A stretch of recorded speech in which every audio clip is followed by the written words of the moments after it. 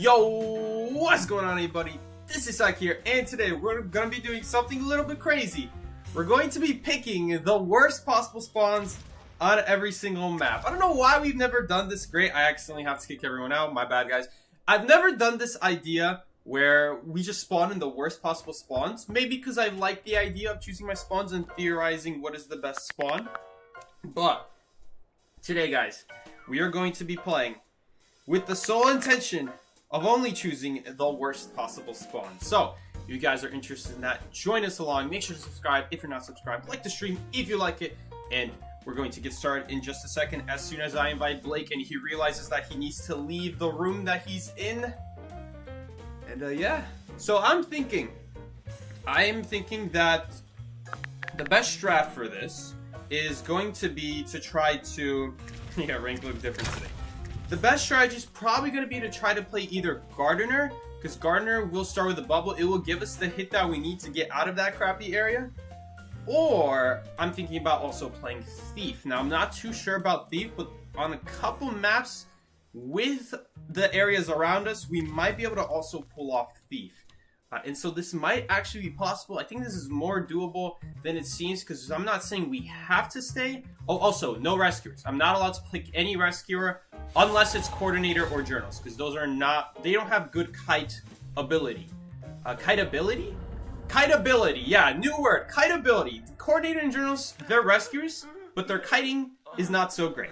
So I'm allowing those, but anyway, we're not playing those. I have a different plan. We're going to be going with Gardener depending on the map. We're going to have to 100% go Gardener here on this map. So this map might be the toughest for this challenge.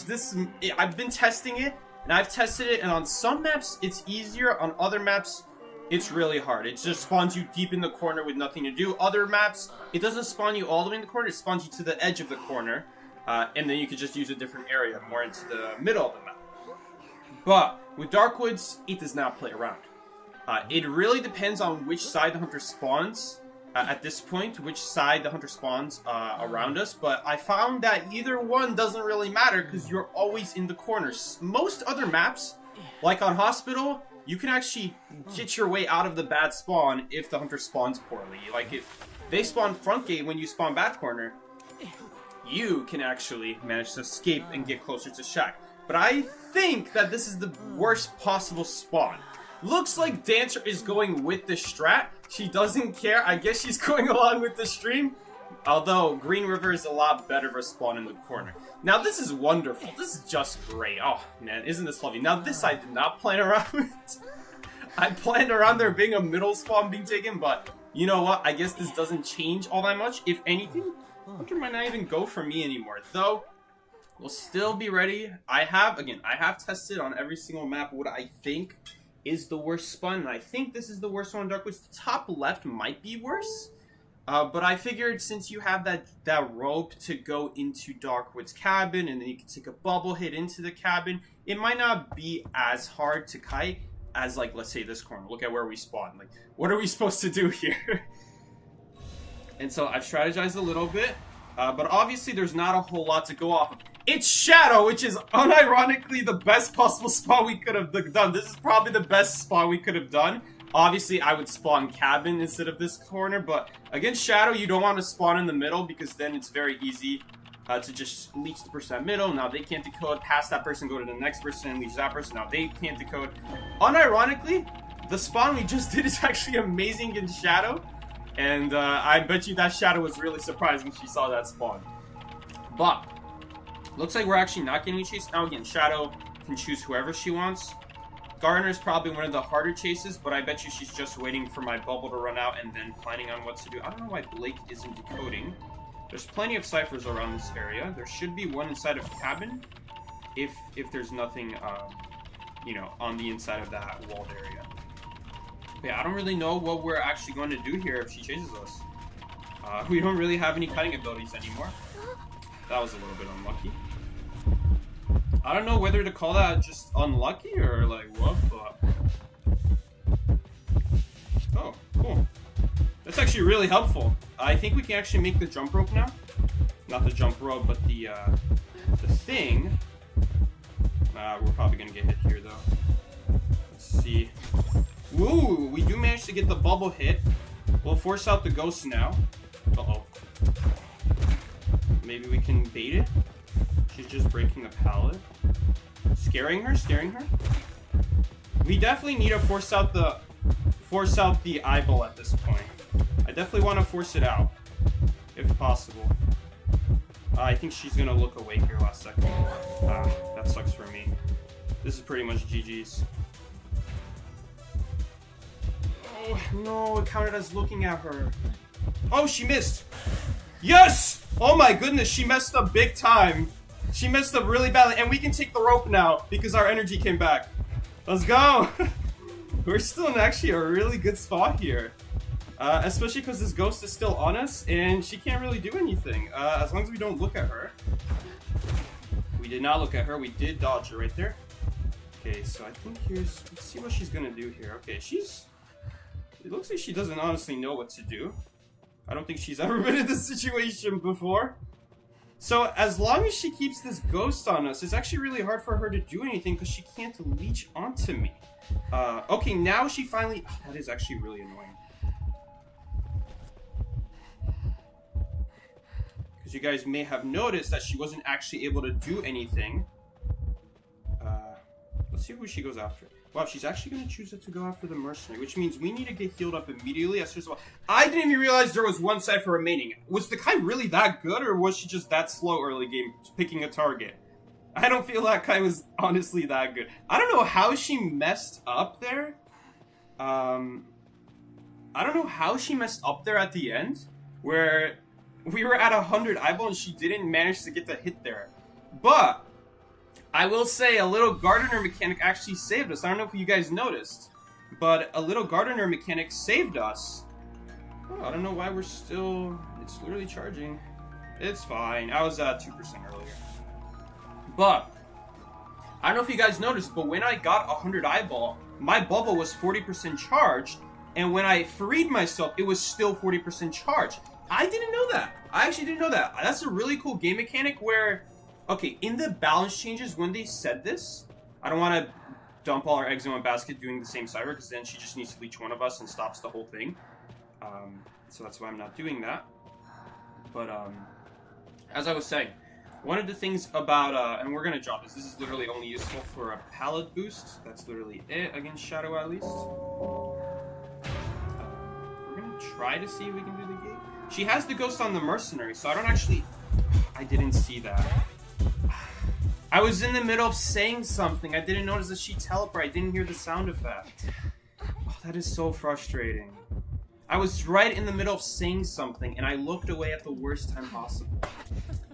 If I wasn't streaming, I would have heard that. That is really frustrating. Oh, that is so annoying. Okay, so now they really can't do the gate, unfortunately for me. I don't know. She teleported, but I didn't hear the noise. I guess that's my bad. And Mercenary can't even rescue me anymore. That is so... I don't know whether to call that unlucky. I don't know whether to call that unlucky, or was that really just no noise? I didn't hear a noise. I think I just spoke at the wrong time. Okay, she did bring the ghost here, which helps us. Now she can't really... She can still pressure that gate if she wants to. Nice. Good rescue, though. Beautiful elbow pad rescue. And she also used her full presence doing that. The good news is... Hold up. No, we have the wrong person doing the gate. I need to do that gate because she cannot leech me. Oh. Wrong person doing the gate. The person who has already been leeched needs to do that gate because now she cannot leech onto me. She could leech onto someone nearby, I guess. She didn't bring the ghost back. She just teleported without actually, like, bringing the ghost to the chair and then leaving. I think that was a really big mistake from her. I don't want to get caught on the way to the chair, because that ghost is traveling to the chair. I'm dead on chair. She's just going to target me. Again, so you can clearly hear the teleport noise. I think I just spoke at the worst possible time. I think I could not have said something, looked away, both at the same time, at the worst possible time. I would love to heal up. I think healing up would be a pretty cool idea. Dancer can just freely do the gate. Because obviously if she gets teleported on, then it literally doesn't matter. Okay, I don't know about that flywheel. So the problem is there's a gate. There's a ghost at the gate. She managed to live anyway. I guess you could ask the same thing to me. How did I survive on my kite? By the way, that fireball on our kite was so good. The one where the fire investigator threw on the ground. So right now, healing is really important. We should be healing me first, honestly, because I'm the one dead on chair. Or fire investigator. We actually healed the worst person. Fire investigator is not dead on chair. We should have healed me first, then fire investigator, then mercenary. We healed the wrong person first. because we want to heal the people who have the least amount of time on chair left, in that order. So now she won't be able to actually kill anyone in one hit. She's gonna need a blink and a full presence ghost at this point. And it literally doesn't matter if Ghost is here or not. Someone has to be the bait. Mercenary's the best one, because he's literally the most unkillable one throughout this whole game. We're definitely going to need some item better than a toolbox if this game is going to go on this long. We're not doing anything. We're waiting. I mean, this is just a waiting game at this point. May as well grab a better item. She went somewhere. It wasn't to our gate. That's a really good item against Shadow. She actually can now leech onto you. Hold up. She's almost for sure going to teleport here. Because Mercer's pressuring that gate. Now, the best part about it is you don't need the toolbox to use a bubble. You can still use the bubble with any other item in your hand, which gives Gardener some extreme synergy. Now, here's a little fun fact about the Pocket Watch. The Ghost cannot leech onto you if you use the Pocket Watch on the Ghost.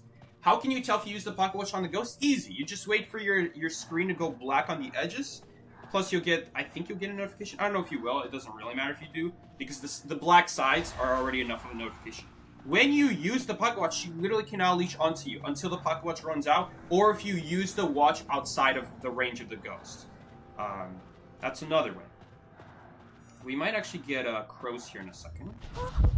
Okay, that's a little bit sad. She did manage to teleport on this barely.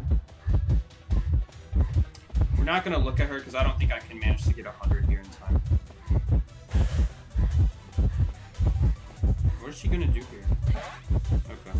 We're going to see if the Ghost is following me. The Ghost is not following me, so I don't have to use the Pocket Watch. But you can prevent the Ghost from attaching onto you if you use the Pocket Watch, which, honestly, right now, we could just heal again. It's really sad I didn't get any progress on that gate.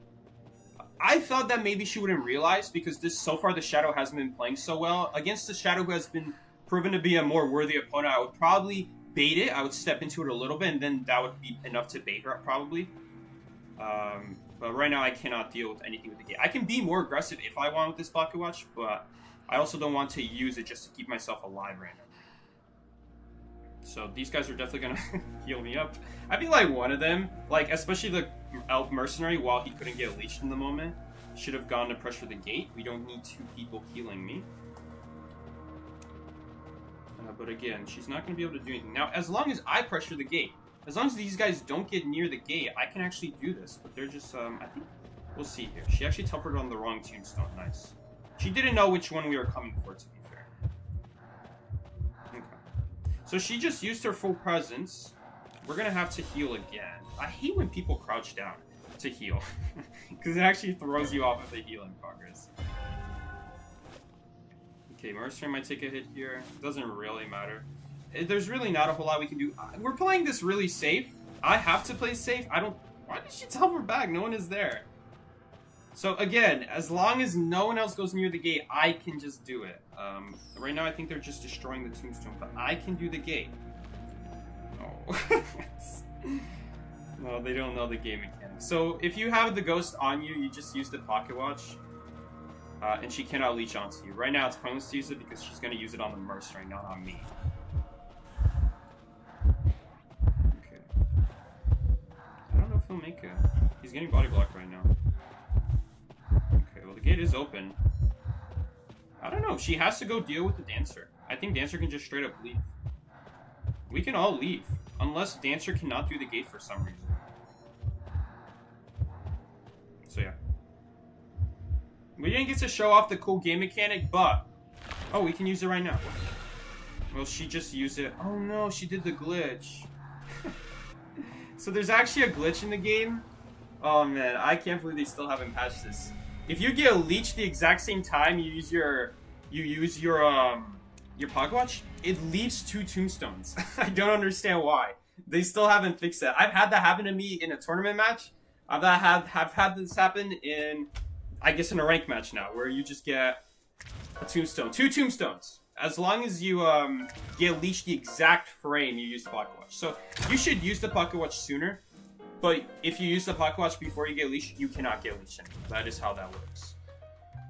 Which is a really cool game mechanic, because it means that First Officer is the only survivor in the game that can actually do the gate against Shadow while not being able to get leeched, no matter if you are on cooldown to getting leeched or not. Which is really cool. I think that's really cool, at least. Maybe no one else thinks it's cool. But anyway. This map, I think we are going to pick Gardener again. Thief doesn't have a whole lot of synergy. We're looking for, like, synergy with, like, forced pallet breaks. Or, forced window vaults. Forced pallet breaks are a little bit less good for Thief. Because if they have fast pallet breaking, there are a couple hunters in the game. A lot of hunters in the game, actually. Where you won't be able to stun them in time before they finish the pallet breaking mission. You still, of course, force them to look away, and that slows them down. But you also have to remember, you slowed yourself down standing there to, use the flashlight on them. So, you don't really gain, but you also don't really lose. We're basically looking for any maps with, like, really good window vaults, like Church, or Eversleeping Graveyard, or just very open areas. Eversleeping has the train tracks, which are very good. This one is hard to say what is the worst spawn. It could be here, it could be here. It's definitely not here, because in that case, I would just pick Patient, and you can actually vault over. Vault over the wall, the docks, and you can actually get up there as Patient. All you have to do is play Patient. We're going to try this spawn for now. I think this might be the worst one. The advantage is that we actually have a window near the windmill that no one ever remembers about, that we can take a window boost into Shack, but it's still a really far run, and the window is not really buying you that much time. There is the other option of also maybe getting our way into Smallville, which is a great kiting area. And so that's why it's hard to say what is the hardest place to spawn on Lakeside. Because on Lakeside, yeah, we could play Patient, but getting inside a Big Bill from the docks is not the easiest thing, even if you play Patient. If the hunter spawns down there, pretty sure we can actually just make Shack running there. But you know what? I want to try a little bit something different. We actually might buy more time just by not doing that. She'll probably be confused thinking I went to Shack. No, she's actually going for the Fire Investigator first. Interesting. It's an opera singer. We did see the shadow. And there's no small bot. So there is the other problem with these bad spawns. They're bad for two reasons. The first reason is obviously kiting. Kiting is a really big problem at these reasons. But the second problem with the spawn is look how far away we are from a Cypher. Just this will kill your game. The good news for us is that she actually left the Fire Investigator. Bad news is she might be trying to find me now. And my bubble's about to run out. So this is the other possibility. Like, is this spawn worse? I mean, we do have windows here. They are technically usable, and they do technically stall, and they give us a very easy window boost to, like, Big Rock. Or maybe if we use this window and we lure the hunter over there to that hay bale before we vault, we can actually take a window boost over there to those two pals. So it's really hard to say what is the worst kiting area on Lakeside. The point is they all suck. All the corners suck pretty equally. Even that area over there with the pallets, obviously it's still better than nothing, but those pallets are also pretty bad. Honestly, sometimes these windows might be better against certain hunters. Against certain hunters, I would probably rather be here, right? If it was Clerk, I'd probably rather be in this corner that I'm in right now than over there in that shore where the prisoner just got shared against Clerk. Because Clerk can deal really easily with pallets, but not so easy with multiple windows nearby. Especially if you block one, they could just run to the other one as you're blocking this one. You know, it makes it very complicated as a Clerk. But yeah, turns out he actually went for the prisoner here.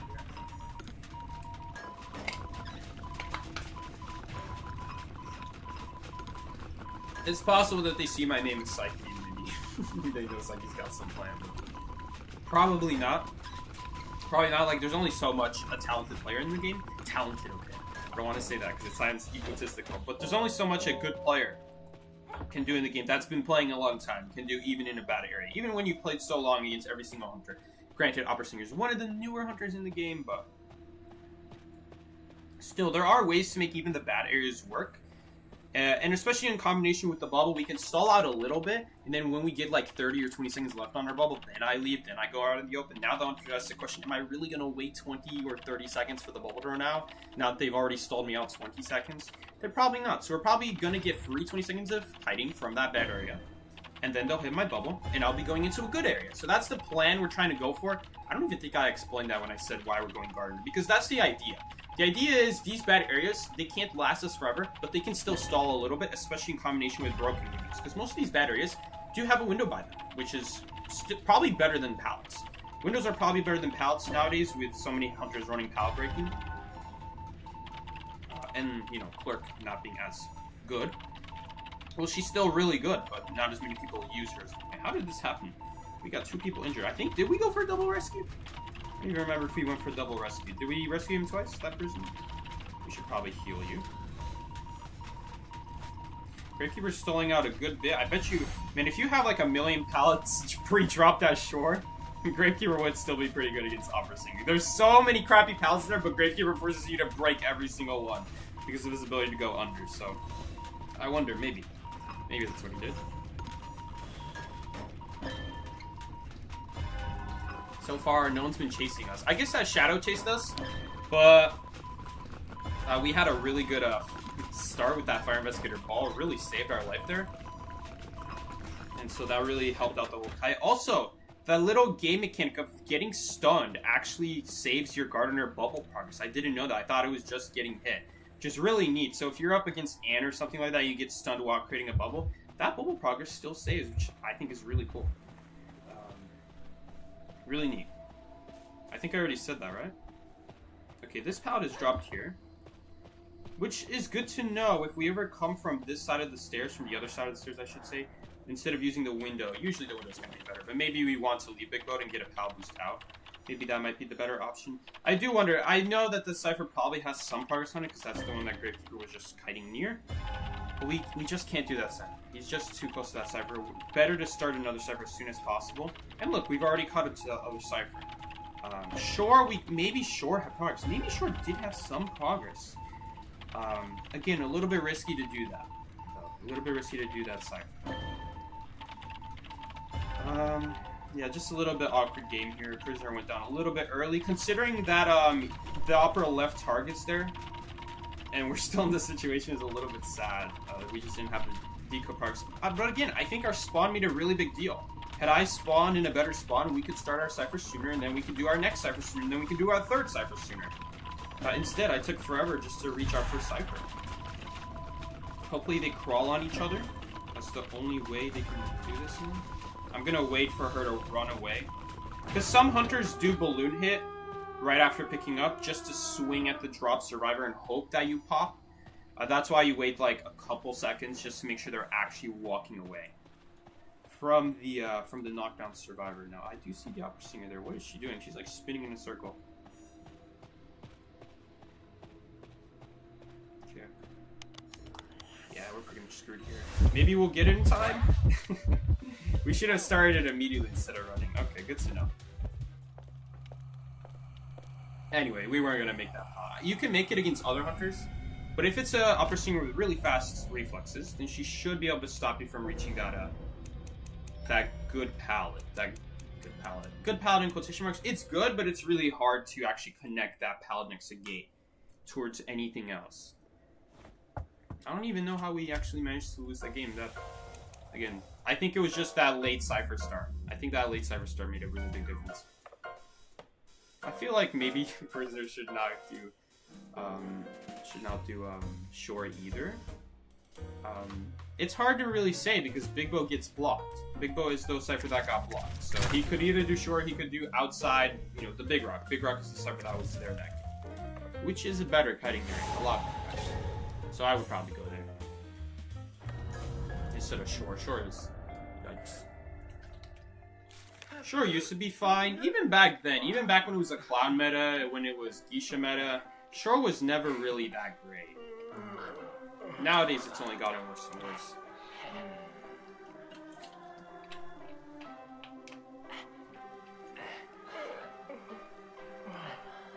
Gosh, it's Darkwoods again. Again, I feel like this might be the worst. That's really bad. God, that's really bad that someone actually took Gardener. Because we really need that hit. We're going to be in a bad spawn.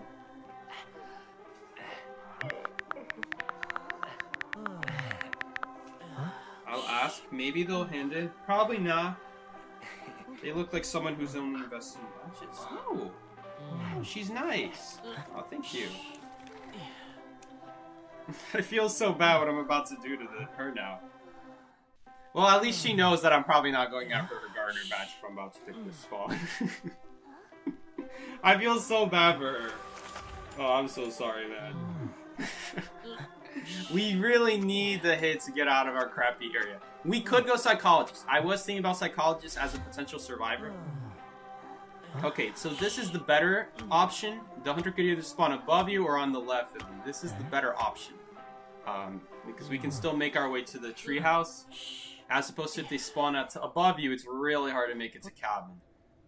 Because there's really no window boost to use to take advantage of. But this way, we do have some windows and a couple good pallets along the way to the treehouse. The treehouse, fun fact, I didn't know this until I actually tried it out in custom today. It's Opera Singer again. Ugh. Okay. Turns out that us playing Gardener is doing more favors than just the spawn that we're getting. Okay. Again, she's gonna catch up so much faster than any other regular hunter would, unfortunately, is the big issue here. Is she missing her dashes? Is she missing her? I don't actually know. What's she doing? She's stalling a good amount here, though. Okay, I think at this point, we're gonna accept... Oh, she is really slow. Maybe she's purposely waiting out the bubble. No, she's not. Okay, I actually haven't really studied this area. Like, where can an Opera Singer not dash? I don't know. I should definitely try that out some match. Some custom match. Because this is gonna be tough now.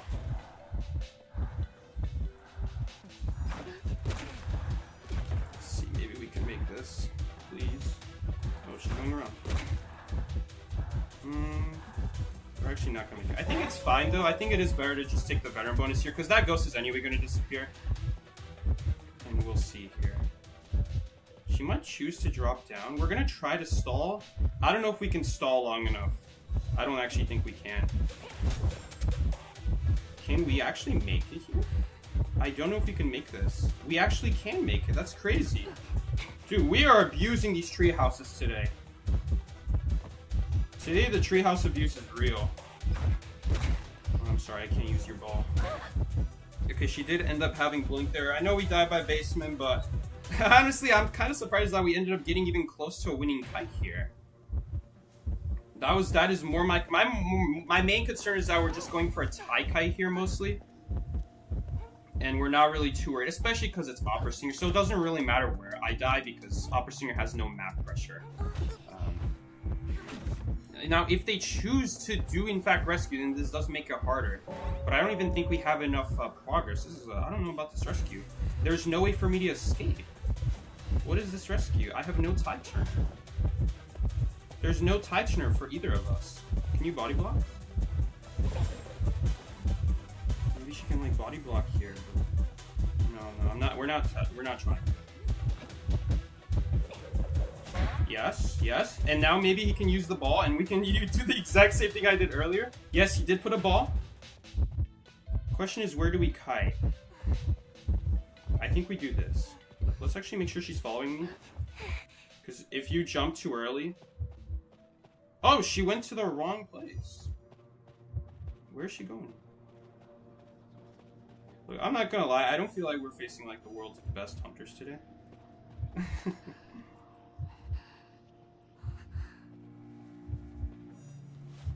What is with the double heals today? They're always together healing me. Okay, by some miracle, that Gardener's plan did work, though. It required a little bit of common sense for me to realize, oh wait, she probably wants to heal up and then run back to me. Thanks to our bubble, we actually did manage to pull that off. We actually managed to stall just long enough for the doctor to heal us up in time, which is really... No, heal us up. Body block for us in time. The only issue is that we didn't gain a whole lot of Cypher progress out of this. I mean, I guess we're in a better situation than we were before, right? Fresh target. I started a Cypher, which is better than before. Earlier, we didn't even start the last Cypher, which is a big difference. I think we were actually at 3 Cyphers on top of that before. I think we do want to prepare for a kite here. I do think a teleport's going to happen. If a teleport happens here, we might honestly be screwed here.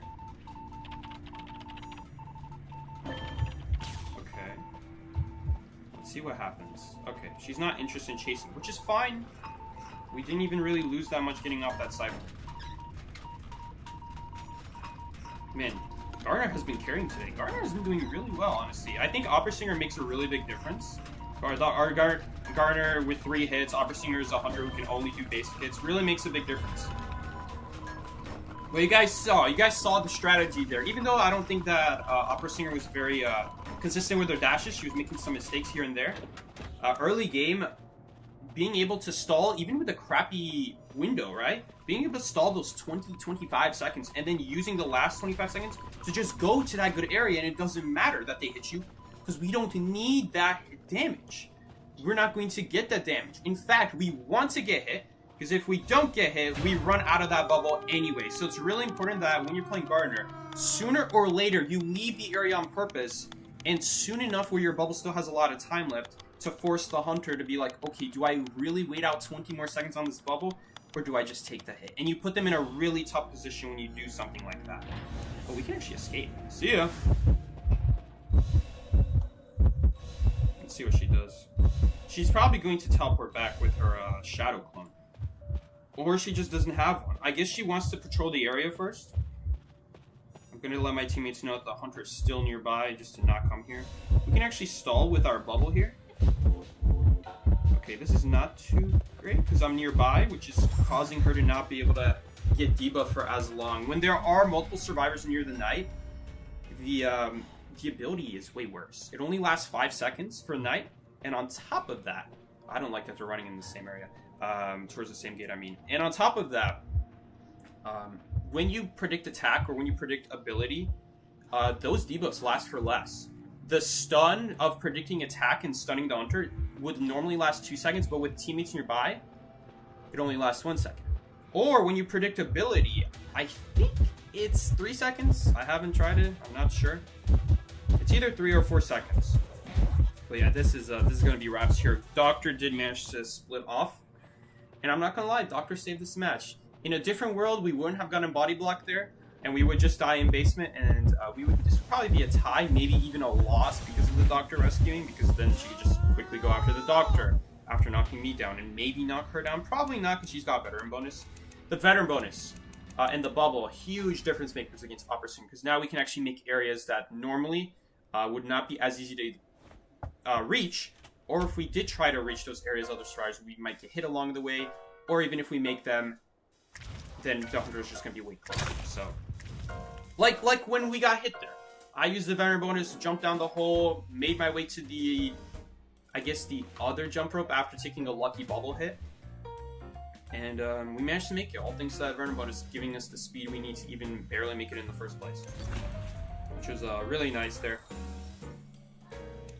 It's hard to call that kite perfect, because at the end of the day, you could always argue to just always go for a Palsen. You know, Opera Singer, technically, if you Palsen every single time, that's how you do a perfect kite against Opera. But it's really hard because of how fast she sneaks through that pallet. It's really hard to just watch with your eye. Okay, can I get a stun here without her backing out last second? Because if she backs out and swings, then you're just going to get hit through the pallet. So that's always the big problem with playing something like what's it called? Playing something like Gardener. I actually didn't think about this, but Thief might actually be a good option here, because this is really tough. Moonlit is a really tough place to decide where is the worst spawn at, because Moonlit has so many good spawns, okay? This is the only map in the game where spawning in the corner is a good thing. That's one thing I haven't really brought up. Why are we choosing the spawns I'm choosing? For 2 reasons mostly. For starters, it's obviously the worst place to kite. Out of all the corners, I'm picking the one that's the worst one to kite in.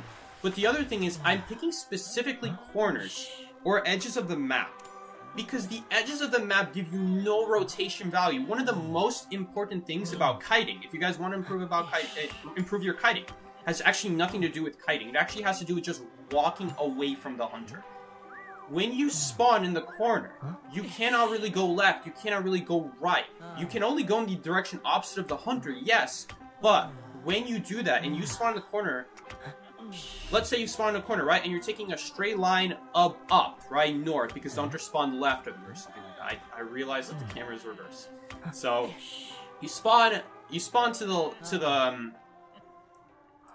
to, what is this? To the right of the Hunter? I think this is my... Okay, no, this is my right hand. I'm just trying to realize what is the perspective. Whatever. No matter if you...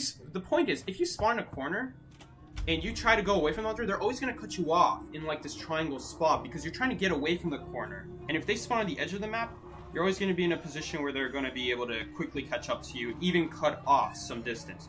That's why you don't want to spawn in a corner, because when you don't spawn in a corner, the hunter is the one forced to spawn in the corner, and they're just forced to take a straight line to you. There's no cutting off anymore, because now you're the one that controls the flow. You're the one who's not stuck in the corner. The hunter has to follow you. You just run away from the hunter. Because you're not in a corner, you have the space to run away from the hunter. You're not blocked by any map boundary. So, again, that's mostly why we're picking the spawns we are. Again, for two reasons. First of all, it's really bad to kite in. There are other corners in the map where they are better to kite in, but there's a different problem then, which is that now the hunter can just choose to spawn far away from that corner and block your side. Now you have to spend like the next 30 seconds walking. So I guess really there's three problems today with our spawns. This will teach you guys a little bit about how spawning works too, and how much of a disadvantage you put yourself when I'm not doing the spawns I usually do. Why do I do the spawns I do? Because when I do the bad spawns, there's three things that happen. The first, well, obviously, we don't have a good kiting area, but I'm doing that on purpose. But even if you spawn in a good kiting area, you're not rotating, so you're not getting time just running away from the hunter. If you do try to rotate, then the hunter's going to cut you off, just like they did to us on the Dark Woods match. You guys saw how the opera singer, as we're trying to get away from her, she's taking like an angular route to us that's actually faster than normal. Than would normally be, I should say. We should get our Weber's Law here. So there should be no need to take a hit here. Are they really not going to rescue? They're not going to rescue. Okay. I have to rescue here. I guess it's fine that I ran away because we're anyway stalling out the chair timer this way. It prevents your ability from getting used. Can't use your ability. The only issue is that he's probably going to get farmed here. There's really no way to do this rescue as Thief. That's really rough. I wonder if she's gonna... Yeah, probably not, because this pallet is right over here. I saw the pallet here, I'm like, okay, this is where we're gonna run. Yeah, that's really rough. I guess we could have gotten off, but if we get off, then that still would not hit the chair. But if we don't block her ability, then she also catches up. It's really sad there, If I block her ability, I slow myself down. I think it is better to block the ability. Because we're still going to be very close to the chair when we block her ability. But if we don't block her ability, she's going to catch up like instantly. And I might even get double hit. I might not even make the rescue. That's why I did that. At least we make the rescue that way. But preferably you don't have Thief as a chair. Because you don't have a way to actually reach the chair if they block you. Not even that far from the chair. I wasn't even that far from the chair. And that was still really tough to make because of Berserker and because of Withering Effect. Withering Effect slows you down. Makes it so that when you get hit, you don't get that boost from that you normally get when you get hit. Which is a really big downside to Withering Effect. They've really buffed it over the years. It used to be so bad. It used to not even slow you down like at all. And now they've really buffed it so that really does slow you down a lot. So that way, when you get hit, it's like you got no speed boost, which is a pretty big difference. I won't lie. I will say right now that if we get teleport around, we're probably dead right away. I don't see us living here. Also, basement is here, so it's really bad, but I can't really get off the server. If I get off the server, we lose. We have an injured person taking chase. We gotta hurry up on the servers.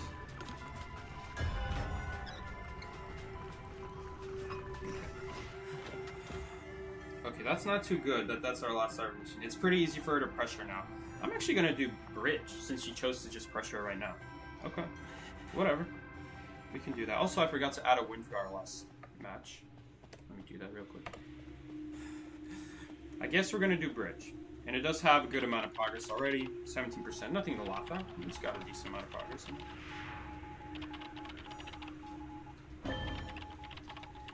We'll see if we can still manage to pull a win off in this game. Looks like the Fire Investigator is doing a really good job stalling her, though.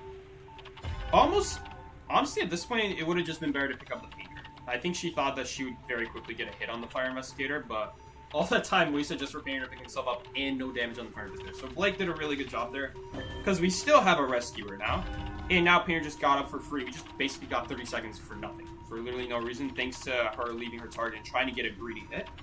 Which, you know what, I might have gone for that hit too, if I was the hunter. So I wonder what Blake did there. Because that way, if you get the hit on the Fire Investigator, now no one can rescue, which is a really big deal. Or you know, they can try to prime the Cypher first and then rescue, but what happens is you'll get hit away from Chair, they'll pop the Cypher, they might make the rescue, but Hunter is just immediately going to hit someone off of Chair, and because she's opera singing, she would probably immediately catch us hit that second person on top of them. Which would not be that good to do at that point. Oh. I didn't prime it all the way, I hope he doesn't die now. Why did he say focus on undercutting if he wasn't even the one getting chased? Or maybe, am I tripping? Did the Fire Investigator say focus on undercutting? Please just don't teleport, and this should be a simple tie. Ah. Okay, I don't know what he's doing. Man didn't even survive. Oh, we're screwed now. We're screwed now. She just goes after me. I think I actually saw a roller coaster up here. No, he took it. Earlier this match, I saw like someone. I don't remember who. But someone was up there, and they brought the roller coaster there. Okay, she doesn't have 1,000 presents. Maybe we can live here. Something tells me no, though, because look how far she's dashing. No! Block the dash! Block the dash!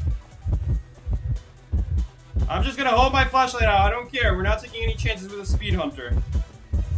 Okay, we can stop now. She's going for the gate. No, no, no. We gotta go back. We gotta go back. We gotta go back. Don't dash. Don't dash. Yes, we stopped it. We stopped it. Where is dungeon? We have to be careful here because that shadow. We're in a bad spot. We're gonna die here, yeah. Unless there's a pallet still here. Yeah, no pallet there.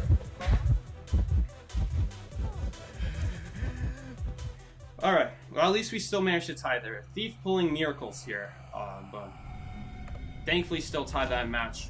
I think he thought he would get that gate open. He was not getting that gate open. Even if the gate started opening, he would still die right in front of the gate. Because there's a gate animation. The gate technically takes 23 seconds to really open because there's like a 2-second animation and then you have to spend 1 second getting deep enough inside the gate so that when you get hit, you're getting knocked enough inside the gate to just escape at that point. So it really takes like 23 seconds and that was 18 seconds. We were not even close. If you didn't even start the gate animation when the teleport happens, you're not making it out. Great examples like the Shadow match. Not the Shadow match. What Darkwoods match did we just play? It was the Opera Singer match where I got teleported on the gate. And it was fine, because the gate was already starting to open, and you guys saw how close that was. So if the gate didn't even start opening, you're not making it. But I commend him trying, you know. He tried to elbow pad off the edge, realizing it's too late, though. He died. Thankfully, we made it. Thankfully, Fire Investigator was already on and making the rescue. So man, Blake is really cooking up today with the game sense. The basement block was really good. The support when I was getting chased at Shadow, Blake is the real savior of this match. And the doctor in basement, the random, played really well there as well. Again, kind of lucky though. That's not always gonna work, but it worked that match. So, hey, we got an extra window. Arms Factory, okay, Arms Factory. This one's gonna be a rough one. Again, all these spawns, I have thought about what we're gonna do, and I have thought about what survivor we're gonna go. Gardener's gonna be most of them. You can get away with Thief on Church if the Hunter spawns in the right spot. We'll see if they will. If they spawn Shed, you're going to be in a lot of trouble as Thief. But if they spawn mid-Broken, you can actually make your way to Shack and then into Church. And I'm thinking about actually even taking Broken Windows so that we can boost our way into Church and then set up a ground flashlight once we get inside of Church. Because the problem with Thief running Broken Windows is that if you're using the Broken Windows on the boost... Sorry, if you're using the Broken Windows boost on a window that you want to stun on, then the stun is pointless, because you're just standing there now when you have a boost that you could be running with. That's why I run Thief on, why I run Flywheel on Thief. But, if you're using a garbage window that the Hunter's not going to vault, to make it to an area that you will use your stun on, that's a good use of Broken Windows on Thief. And since we're starting in a bad spawn on Church, I am thinking of using that to our advantage, but otherwise, that's why I don't run Broken Windows on Thief, because usually the first window you vault is the one you're already going to be stunning on. So you don't even need the Broken Windows. It would actually make it worse. Because if you stand there, then why are you carrying Broken Windows? And if you run with it, well, now the Hunter will be able to be at a farther range to use their ability. The whole idea of Thief is you want to be up close and personal to prevent their abilities from being used. If anyone cares about playing Thief, which I don't think a single person does, Hunter, to my surprise, I don't think they spawn by us. I mean, I don't remember anymore because I was only briefly looking, but I don't think they spawn by us. Yeah, they didn't. And lucky for us, there's 2 ciphers here, so this spawn literally doesn't matter. So again, the 3 biggest problems with spawning in a corner is, in today's stream, it's a really bad cutting area. But if you're spawning in a good corner, there's no such thing as a good corner. But if you think it's a good corner, if you think it's a good kiting area, well then, you're still starting to kite instantly, which is the problem with corners. And if you try to rotate, you're still stuck on the edge of the map. It's going to be really hard to run away from the hunter, because you're just up against the edge of the map. You can't run any further than the edge of the map. But the third problem is the hunter could just block your cipher. And then you have to run a long time to your next cipher. This game we got lucky. There's 2 ciphers there. We have gotten, I think, this Opera Singer every single time, just so we can get a little bit of variety. We're going to wait 1 minute, because I don't want to be getting this Opera Singer over and over again. Opera Singer is also probably the best hunter to go if they ban Shadow, Hula Blue, and Gomez. Shadow is sometimes better than Opera Singer. Sometimes Opera Singer is better than Shadow. It really depends on the team comp. I would still consider Opera an S tier hunter, so it would be easier if we didn't face Opera Singer all the time. Like, we're not even top 100. If we were like top 3 in the world, yeah, you can expect Opera Singer every single day. But I want to see how we do against other hunters as well. Because when we spawn in a bad corner, you'd be surprised. Some other hunters. Although honestly, this Opera Singer has been playing kind of weak. Like, when she was chasing me, she missed so many dashes. She should have been way closer than I was expecting. I feel like she doesn't know where she could dash, or maybe there were just really big gaps. But I'm pretty sure there were rocks nearby the walls that she wasn't dashing on when she was trying to catch up to me. So I don't know, man. We'll see. I'll wait it out, though, just so we can get a different hunter. This is almost for sure the same hunter. Same accessory, same... I'm assuming same skin. Looks like it from far. Looks like just the regular original skin. Maybe it's one of the C skins that are just colored differently. Probably the same skin, though. The dude's running the accessory. The blue accessory, you can see it from a mile away. That's why you don't run that accessory, by the way, because it's so easy to see when the match starts. When the match loads in, there's like half a second when the survivor loads in, and like the camera's rotating around you, there's like a half a second where you can see the blue area. When you run the blue accessory, it's way easier to see than when you have no accessory, the black one. Also, when you're getting chased, it's really easy to tell how close she is to you without even having to look back, because the areas around you will start to light up more and more, and then you'll get a good idea of how much distance you have without ever having to worry about looking back, which is a really neat fact as well. As opposed to if it's black, it's kind of hard to tell, like, when a black color is darkening more and more, you know, because black is already pretty dark. So don't run the accessory on Opera Singer. Here's my best advice. Also, man, I gotta hand it. This whole time I've been talking, I gotta hand it to what's his name? To the forward here. This man just, I think, I don't know if he saved the match, but we'll see here. He definitely made this a very likely win here. In fact, yeah, we actually have this ever almost done. The only issue now is that we're gonna have 2 people on chair. I might have to help out on this rescue, but no, he's not even cheering here. Looks like he's just gonna go for a balloon hit, but he's picking up way too early. Let's see if he actually struggles out here. Oh, he also got hit, which is not what I was expecting. That's actually fine, though. I think she tried to drop him, but he already struggled enough to where it didn't matter. We're popping, obviously. Change to rocket share for fun. Okay. I don't know, man. Should we keep going against the same hunter? Is this the same hunter for starters? Is it the same hunter? It's not the same hunter. Okay, then. Okay, it's not the same hunter.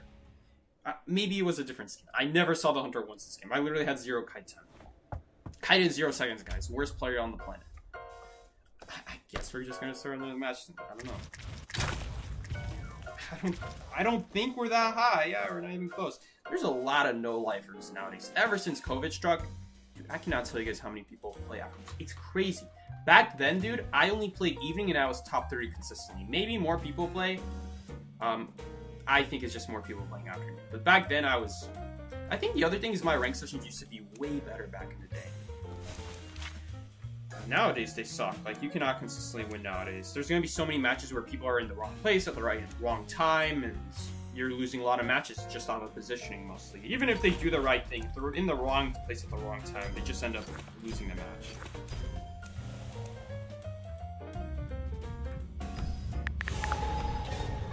So that was really good. He really saved that match. Psyche, is this an AI stream? No, we're doing it real. Is this real? Are there actually like really AI videos being made? I see the AI thumbnails on some videos. I saw them. They're crazy. You can tell with how many fingers they have. Or you see some guy in the background, his face is distorted. Something like that. But yeah. No, not AI. We're actually trying to spawn in the worst places possible. Okay, so what is this?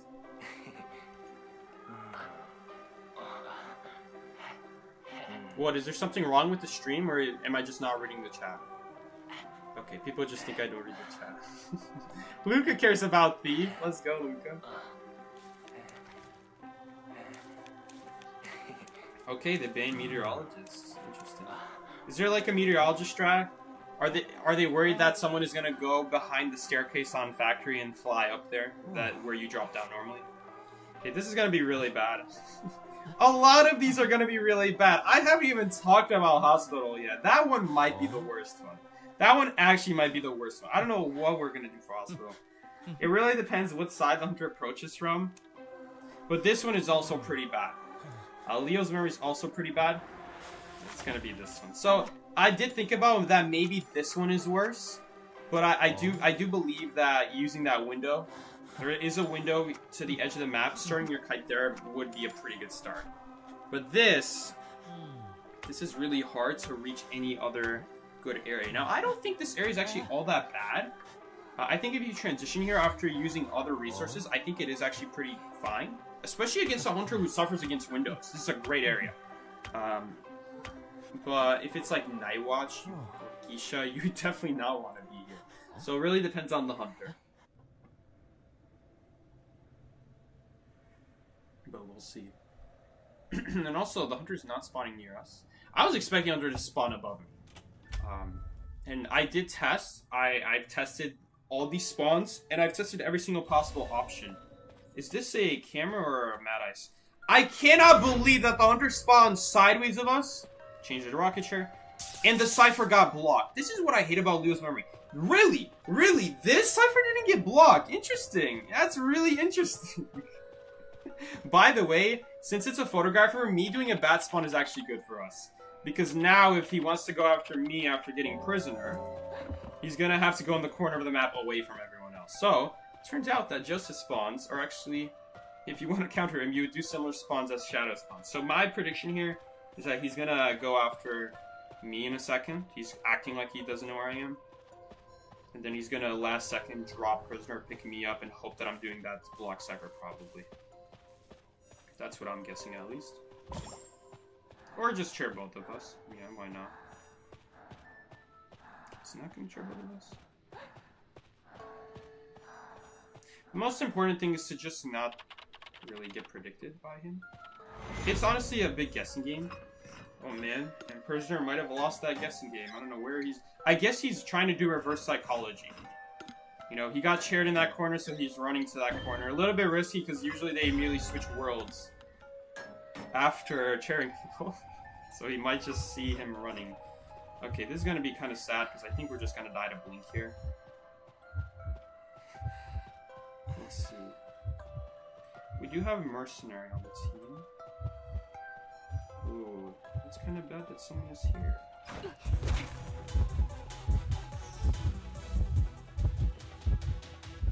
We'll see.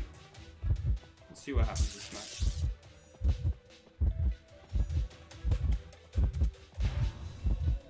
The problem is base map. That's really the biggest problem here. I wonder, we do have Fire Investigator there, so it's not really that big of a deal. That's why I'm not too worried about it. As long as he's there, he really can't chair basement. I mean, a free rescue here would be beautiful. Yeah, that's a free rescue. And he also didn't destroy this pallet, so we could get a pallet boost on him.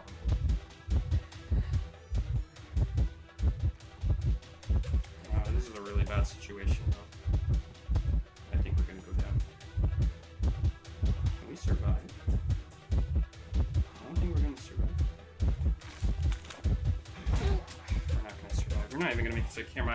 I really was hoping we would survive there. But the area is just so bad. This is such a bad area. We really need like a survivor ability there. I guess we could have bubbled and bounced off a ball, but was there even a ball there? I don't even think there was a ball there. It was a really rough chair to try to rebound off of, unfortunately. If we vaulted that pallet, then he would just card trick and kill us immediately, so we couldn't really do that. Okay, I see that. I don't think we'll make it. Can we even make that? That's the body blow. Okay, we'll make it now. Problem is he dies. Is he really still going after me? Still going after me. Okay. I really want to take advantage of a window boost. I will say that he 99% of the time will get blink back. He's almost for sure going to get blink back here.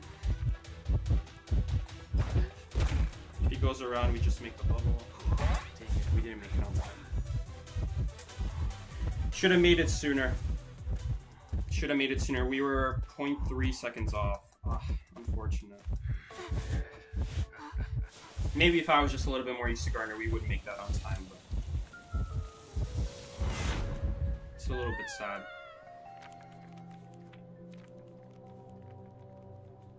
That's really sad. There's not a whole lot we can do with that chair. That's a great example of like when you... That honestly might be a worse spawn, honestly. Like if we spawn at Christmas tree, that actually might be a worse spawn. Because when you're at that Christmas tree pallet, it is so easy to corner a survivor, and it's not even funny how easy it is. Because the pallet literally points in a direction to the edge of the map. When you use that pallet, because here's the thing, the best way to use pallets against hunters in this game is you need the hunter to be in front of the pallet, preferably. You don't want to use a pallet when they're already on the side of it or something. So when you are going towards a pallet, and they go on the side, you always have to go on the opposite side. But the opposite side is an edge of a wall. It's the edge of the map. I can't go anywhere. Normally you would run away from the area, but all I can do is run around it, and I'm just stuck there. And it's really unfortunate. If I made that bubble there, though, once we did escape, if I made that bubble there, we would have survived. But on that first rescue, I don't think there was any way we could live there. We would have to get lucky with a pallet boost at some point. But I don't think there is any way we could make it. Eventually, he's just going to lock us out at a different undrop pallet. And then we're going to go down at that pallet. Looks like we're going to actually go down and photograph our wall hunters here, really sadly. Again, Gardener, she doesn't have any really kiting abilities to rebound with. Standing still is not really a good strategy unless you're already in a good area. That's why we died there. That's why we died after that first rescue, because we don't have a good ability to get escape out of the area. That's why we're running broken windows, by the way, because Flywheel has the exact same problem. Is that when you use that ability, you don't leave anywhere. You're still stuck in whatever area you're in. That pallet boost, that window boost is your way to escape, your way to get into better areas. And it's so important even when you're not in a bad spawn, in a bad place. Because even when you're in a good place, you can take such good advantage of it. You can actually use the good place for longer if you have broken windows, as opposed to Flywheel. So a little bit about why we're running the build we're running. Not really specific to today. Oh, he actually wasted his blink there. Not specific to today, really, but because I'm always using this build on almost every single character. There's only a couple characters I don't use this build on. And those would be like, by the way, really beautiful ball bounce from Blake right there.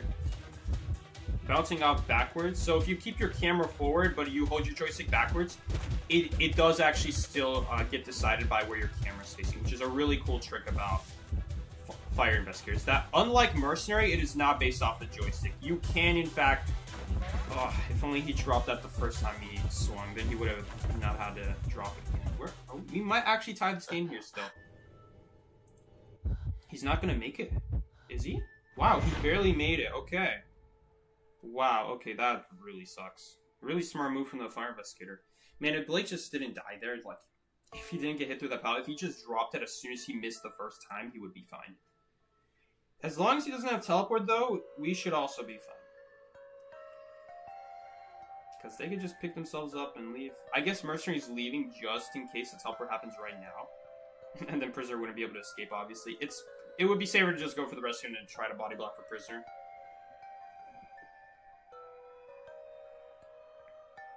We'll see. I mean, maybe he can get the rescue off here. Because he's nowhere near.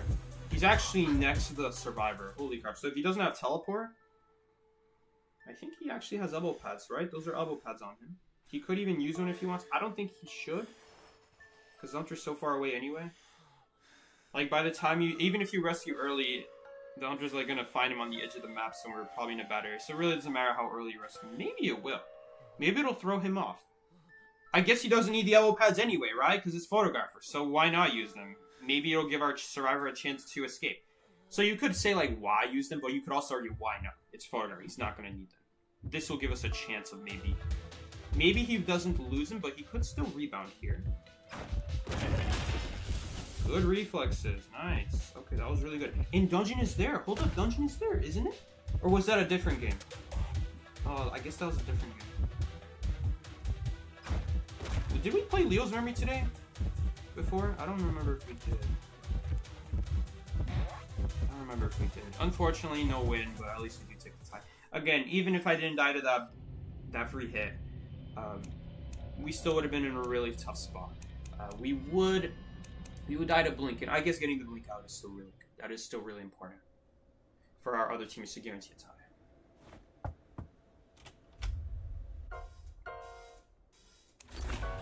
Too bad. At least you didn't lose to photographer, but really hard to rebound your kites when you don't have any abilities.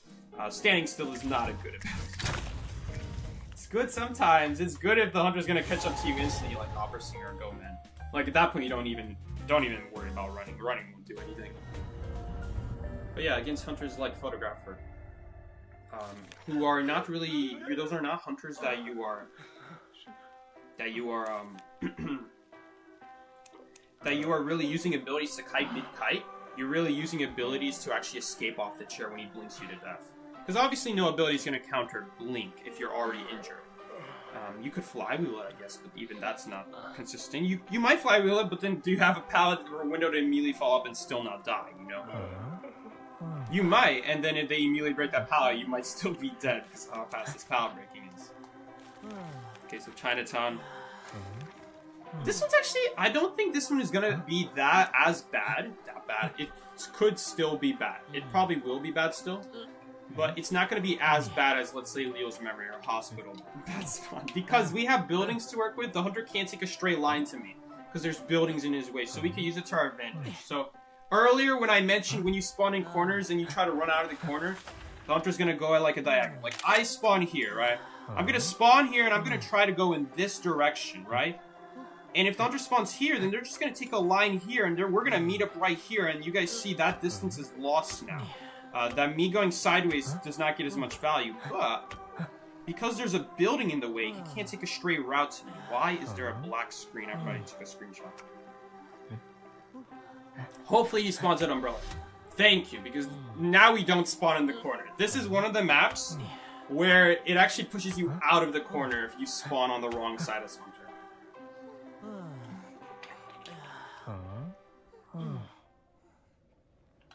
I feel like I'm in a lecture hall. As opposed to if you... I guess I should also show what it looks like if you don't spawn a corner. If you don't spawn a corner, it's just two straight lines, right? There's no cutting off happening. Hunter just has to follow wherever the survivor goes. But when you spawn a corner, the Hunter's always going to cut off a little bit. Even right now, they're going to cut off a little bit. So I'm going to try to go sideways here. But again, thankfully this building is here protecting us. They have to go more sideways now. But you see how he didn't spawn in the corner. I think he was expecting me to be deeper in the corner. But yeah, no one sees it coming. Okay. This is still a little bit scary though, because we still don't know which side the Hunter's coming from. There he is. I probably didn't hide my tracks well. I think he might have seen my tracks. Let's see what he does here. We still got some time left on the bubble. I don't know what he's going to do. We can actually peek through these windows. Okay, he just should have decided to leave. Okay. Well, he might have not left. He might have just thrown an umbrella and he might be coming back. He might have not used that. I don't know if he's chasing anyone. No one is saying Hunter is near me, so... Okay, someone is getting chased. Cool. He could not have used that ability if the Hunter wasn't near him. Okay, he used the flywheel really late, unfortunately.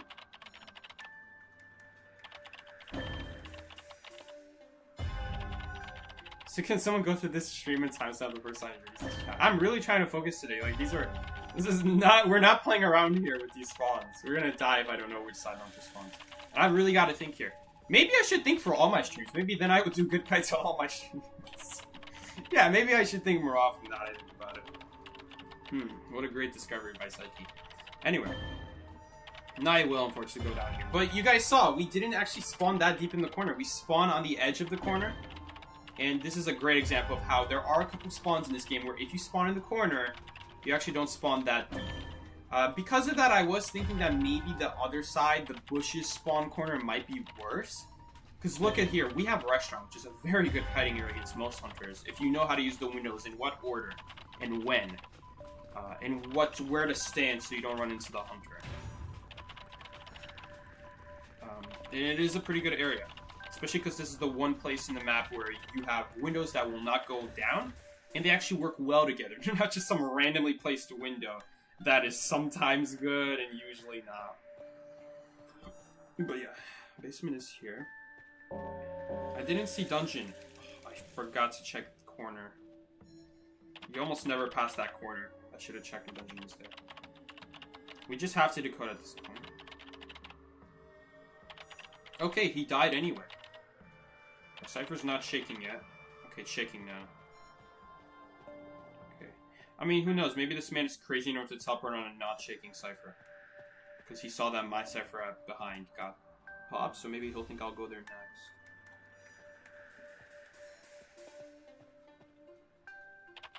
This is really rough. I definitely feel like we want to heal him at some point. Okay, another problem with Gardener is that we don't really have anything... Again, similar story as Photographer. We don't have anything that's immediately good. To deal with surprise hunters, or to deal with something with rebounding off of chair. It's really hard to get out of a bad area if you're already in one, like right now. This would be tough to deal with. Holy crap. Okay, now I might get hit here. Yeah, we're in trouble. I guess we stall. I had no idea he was there. He didn't ping. Did he ping? I actually don't know if he pinged. It's such a tough area to work with. Those are one of the pallets where it is pretty easy to still get hit. Because I'm not on the edge of the pallet. I have to be on the other side of the pallet, which makes it so bad. Just umbrella here. I think we're in trouble here. We can stall. There's nothing we can do. We don't have an ability to escape this area.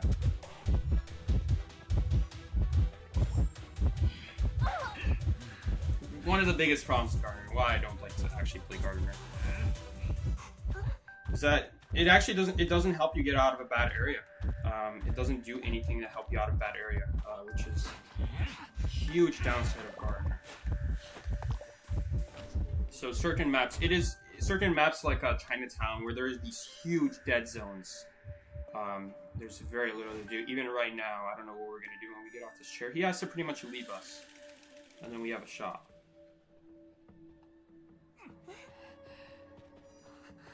We can stall as best as possible.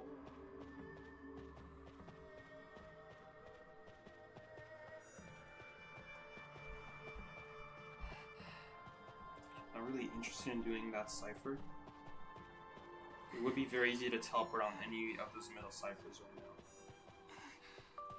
Last thing we need is someone getting chaired on one of our ciphers, and it's like a fresh chair. Or not a fresh chair, it's one of the chairs that's happened before. Do we really not have another cipher? Is Tunnel our other cipher machine? Because we have middle, and then we have my server outside a restaurant. Do we really have nothing else? We might have something else. Yeah, Miki said he would be here today. Miki said he would be here today, and he's not. Okay, oh, he changed his mind. Okay, I'll let him know. I don't know, no worries. Maybe we'll find, Oh, he dropped. Oh, shoot, maybe I'm getting teleported on right now. I don't even know.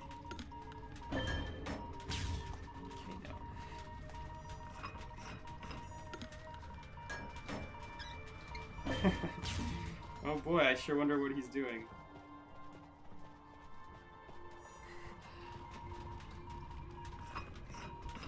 probably doing it again.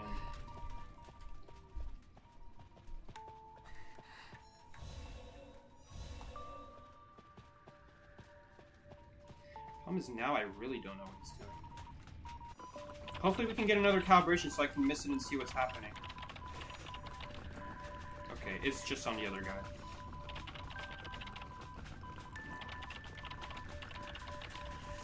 Maybe I should have just popped it. Could I have popped it in time?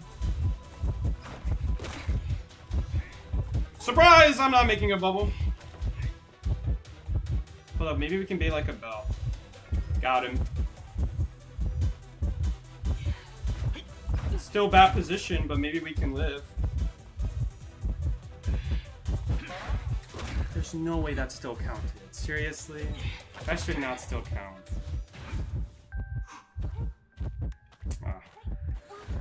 We would still be in a really bad spot, because after that he would just go around. He would just go around and we'd be cornered.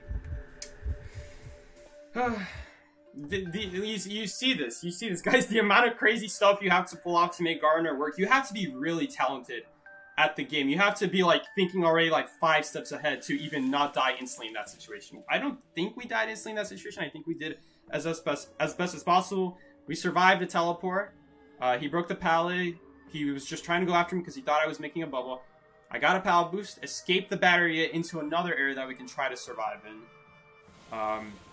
Stood still again, baited the bell, managed to survive at the crappy pallet, barely made our way to the better pallet, and unfortunately I did drop the pallet too soon there.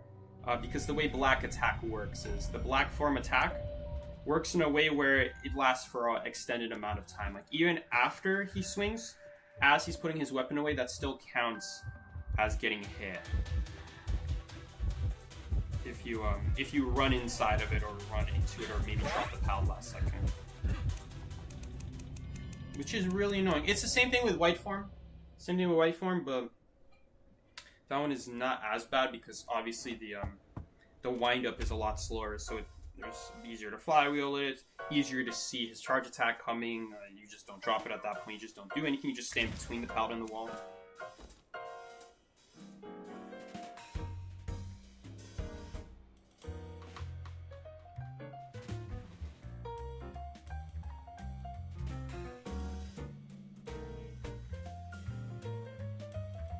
Maybe Roland wants to play.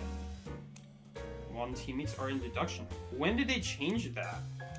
Dude, was there ever a time you couldn't invite while teammates are in deduction? Okay, let's try again. I could have sworn this was never a thing. I don't know why they're still in deduction, by the way. They literally both gave up a minute ago. Excuse me, man? Should I kick you out?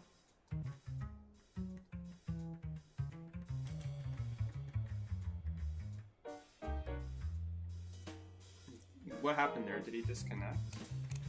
Okay, I'm just gonna assume he disconnected.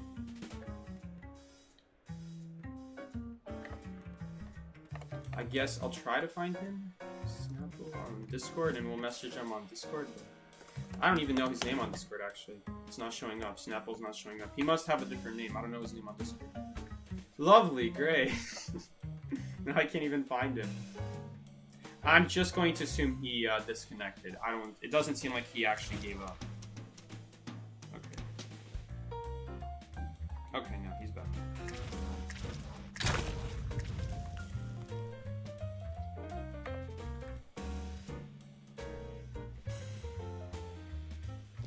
Okay, actually, now that he's gone, now that he's out of that match, finally, let's see if Roland wants to play.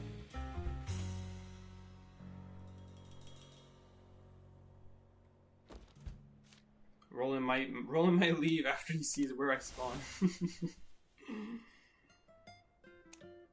Who is this person? Do I know this person? Okay, looks like he's not accepting. Typical, they're not playing rank. I mean, Griffin, what was he? Griffin something. Well, I mean, I guess it was just Call of this season.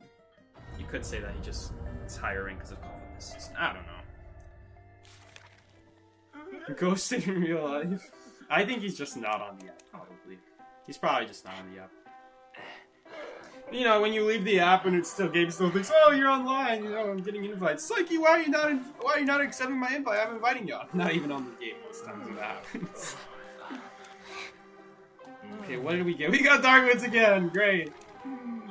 Okay, I love Darkwoods, but man, this is rough. Where are we supposed to go? Where are we supposed to go? Hopefully, they just spawn on my left. Please just spawn on my left, you know. Just spawn on my left. We're gonna do Electro Hall again. Who's ready? Did we lose that last match, by the way? Did we lose? We lost. Who would have guessed? 1, 2. 2. 1, 2. Did we win 4 times? Okay.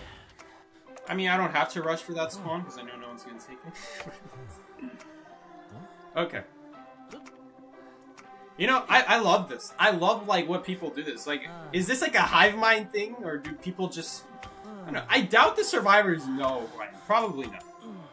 Anyway, when someone spawns over here, and let's say Hunter spawns there, when you go this way, Hunter has to just follow you in a straight line, and so it's way better to not spawn in a corner for that reason. And I don't know why we always get black screen, but unfortunately, Blake spawned where it's going to make the spawn a lot more difficult now.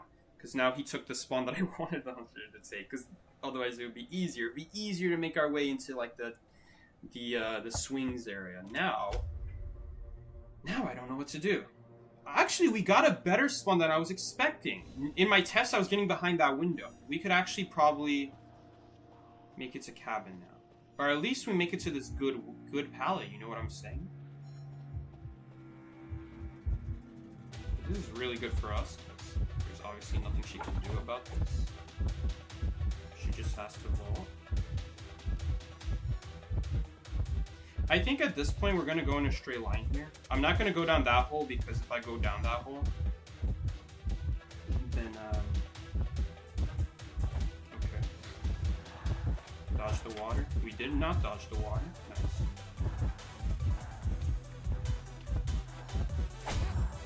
Okay. Should still lose some water. At least some. Where is she actually? Is she going all the way around? Well, if she's going all the way around. She left! She left! I spawned in the worst place possible and she left. Typical. The kite was just going too well. It literally does not matter. I feel like look, I'm not gonna lie. We kind of cheated a little bit there because we didn't kite in the bad spawn. But you know, why would I lose? Why would I kite in the bad area when the game blessed me with a beautiful spawn further away from the corner? The challenge is to show you guys what it looks like when you don't have optimal rotations. So right there, that was a perfect example. We go left, and the Hunter just takes a straight, like, angle to us. And, well, not straight, but an angle to us. And it, we didn't even use this pallet. I don't know why he didn't go towards the pallet. What the hell? Well, is he gonna blink me here? I'm scared. It's so annoying. Please take the damage. Yes, let's go. My bubble was literally about to run out.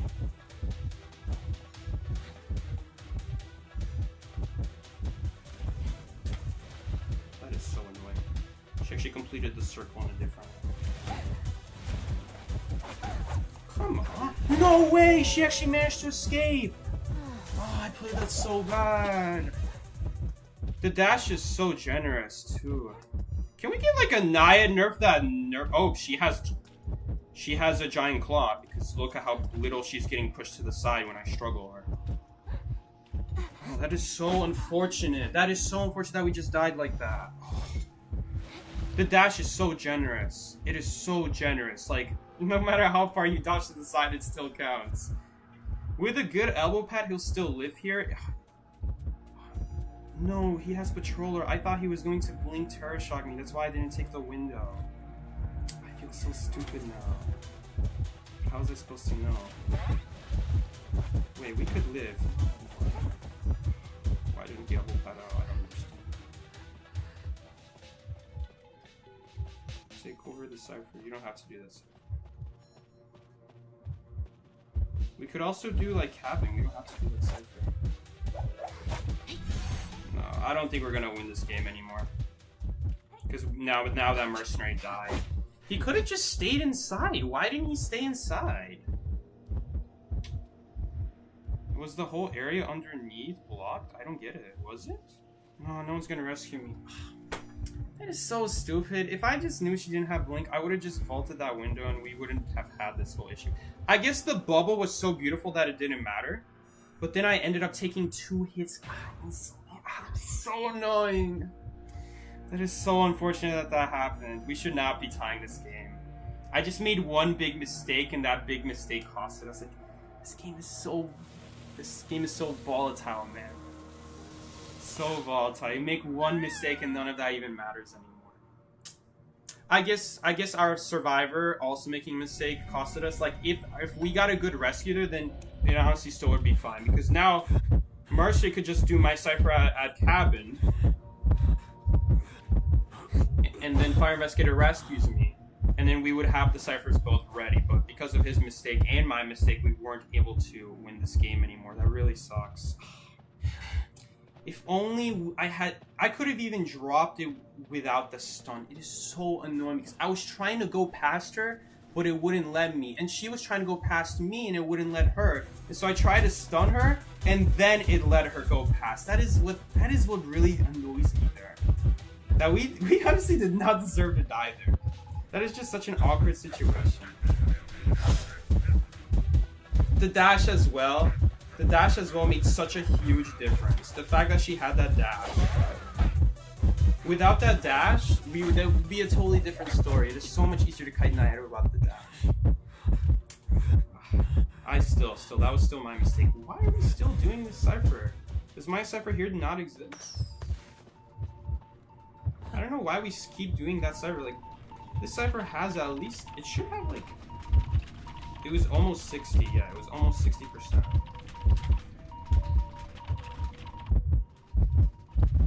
Why didn't he just take the free rescue? Why did the mercenary not take the free rescue? I guess he's trying to stall it out, but... Okay, he hit the chair. I understand, though. He has to stall.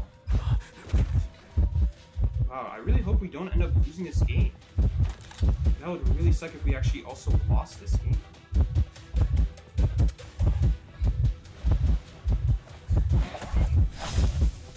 Is the Cypher still not prime? The Cypher's still not prime.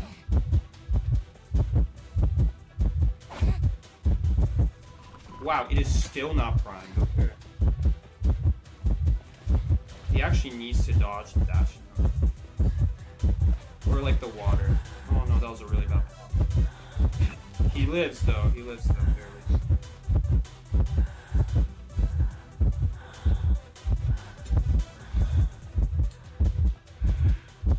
He's dropping on the wrong side. Unless his plan is to get Dungeon. Maybe Dungeon is here. No, Dungeon is not here. I don't know why he would drop on this side.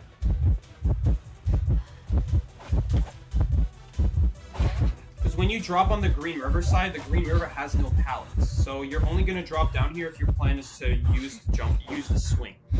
And you can't use the swing within the last 40-something seconds. I think it takes 36 or 42 seconds to get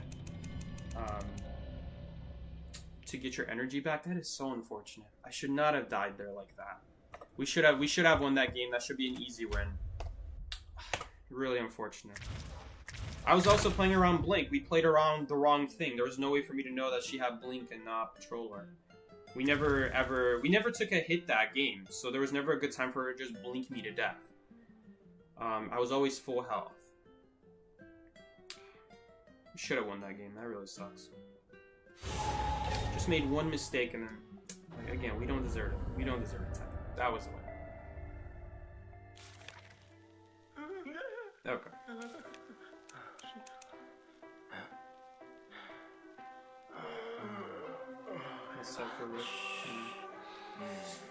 Oh well. Only thing to do now is to make it better next game, I guess. Just so annoying. It was literally just one mistake, and I'm getting punished that hard for it.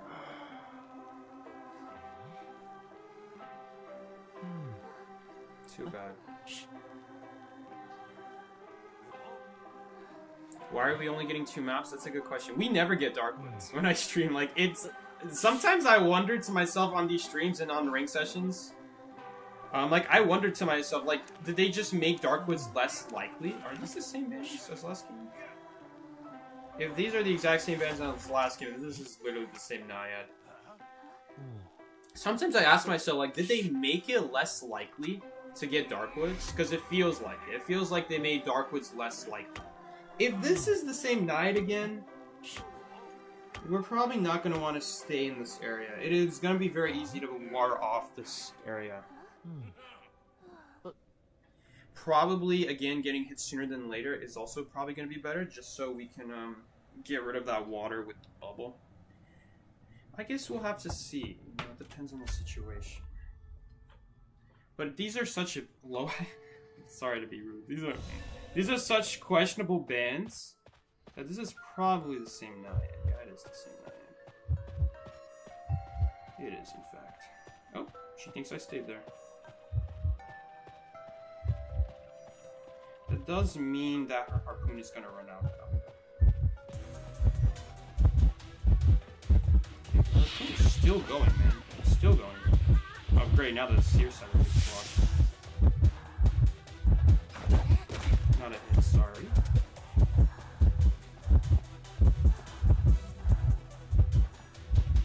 Interesting. Yeah, we actually... You know what? Let's actually purposely take the water here. No, we lost the water at the worst time. We could not have lost that water at like a worse time.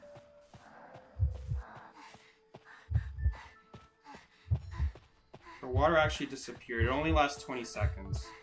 Is she coming for me? I don't know what happened there. She's really deciding to leave again? Okay. I guess she decided to leave again? I don't really know. This time we're going to be more careful though. Okay, basement is not here.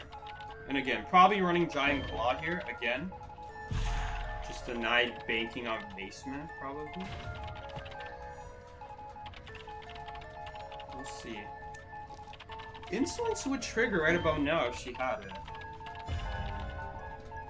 What happened last game? What happened last game? Why did she, Oh, I know why. Because Mercer got hit once and I got hit by the bubble. Okay.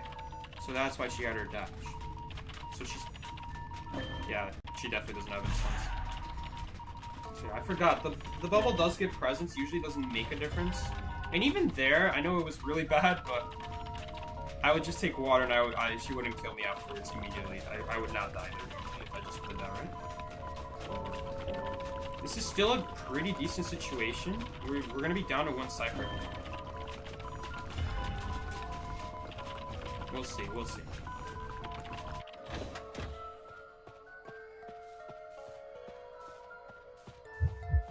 Okay. And honestly, I could actually even go for the rescue. Because there's not a whole lot she can do about a gardener. And I'm actually glad that we're... Am I glad that we're double rescue?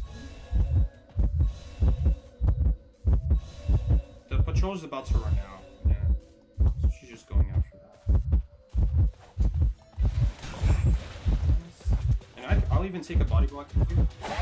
And we're going to take the veteran bonus upstairs. So if she chooses to go after me, it's going to be a really bad chase for her. By the way, did we actually end up getting chaired again on our Cypher?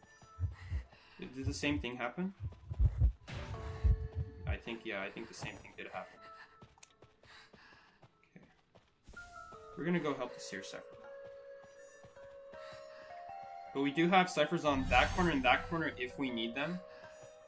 Only thing that can go wrong now is basement, I guess, but he's nowhere near basement.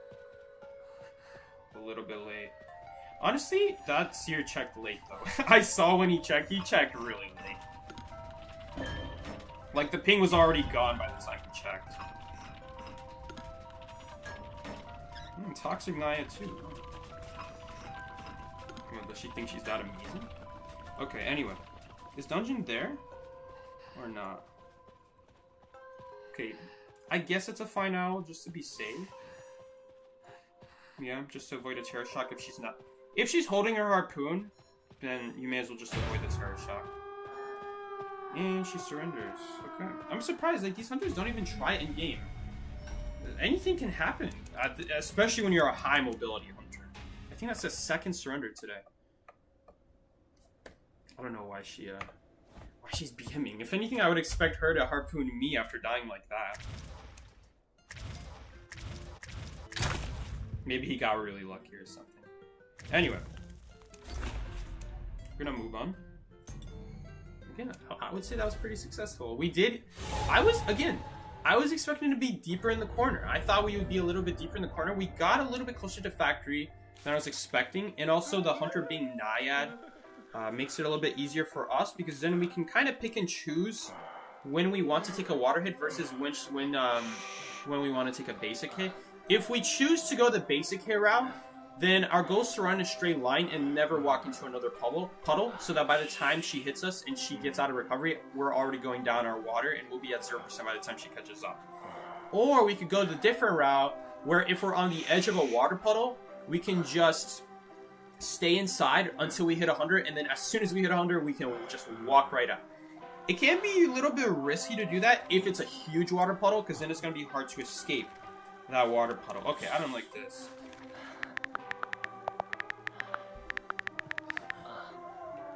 We got the same gardener player. Let's see if she's willing to. She is willing to. This is a really nice player. Usually I don't expect them to, but we'll take it. So again, corner response, not that great. Like the doctor, she's in a good area, but two problems. It's very easy to block her Cypher if the hunter spawn in the opposite corner. So it'll be over there.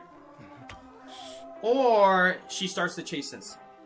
In my case, I'm purposely spawning in the bad corner, so we're also having nothing to use here. But just in general, for those of you trying to figure out where do I spawn, never in a corner. That's the bare minimum. Like, never in a corner unless it's moonlit. Or unless it's shadow, then it could also be fine. But you don't know if it's a shadow, so you shouldn't really be doing that. And moonlit is like really the only exception. The good news for us is that the hunter again spawned over there and not somewhere else. But that harpoon doesn't look like it's aimed at me. It looks like it's aimed at hotel side. So we're just going to immediately decode now. That's kind of the benefit of this spawn, this corner spawn, is that we still have an instant Cypher a lot of the time. If there's no Cypher here, then there's a Cypher over there, behind restaurant. But sometimes you'll get both Cyphers here behind restaurant. In fact, it might even be here this game. I will check later. No reason to get off the Cypher. She has 0% water.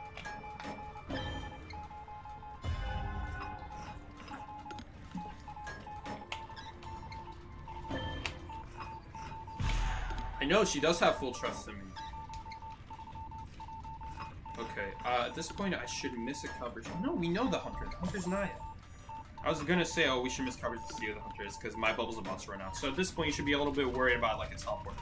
When you're a gardener, one of the things that could happen to you, especially if it's like a smart hunter, is they're usually not going to chase you first. They're probably going to wait for your bubble to run out. And then if they're playing Shadow or Dreamish, they're going to go after you then and just travel to you really quickly. Or they could have Warp or Teleport, and they're planning to target you after your bubble runs out. And they're going to do it right after your bubble runs out. So you can't even make a new one because you're on a 20-second cooldown until your next bubble. So there's no Cypher behind Rushton. Okay. The basement is in here. Yo, I'll gladly freely take a Cypher. All the above. We'll take the Cypher gladly. I don't know what's happening here. What is happening? Man, did like snatch a survivor up, and now the knight has no idea where she went. But that does mean we have to be careful here. Sorry about that. That means we have to be a little careful because she might still go after me. She might be desperate just trying to chase someone.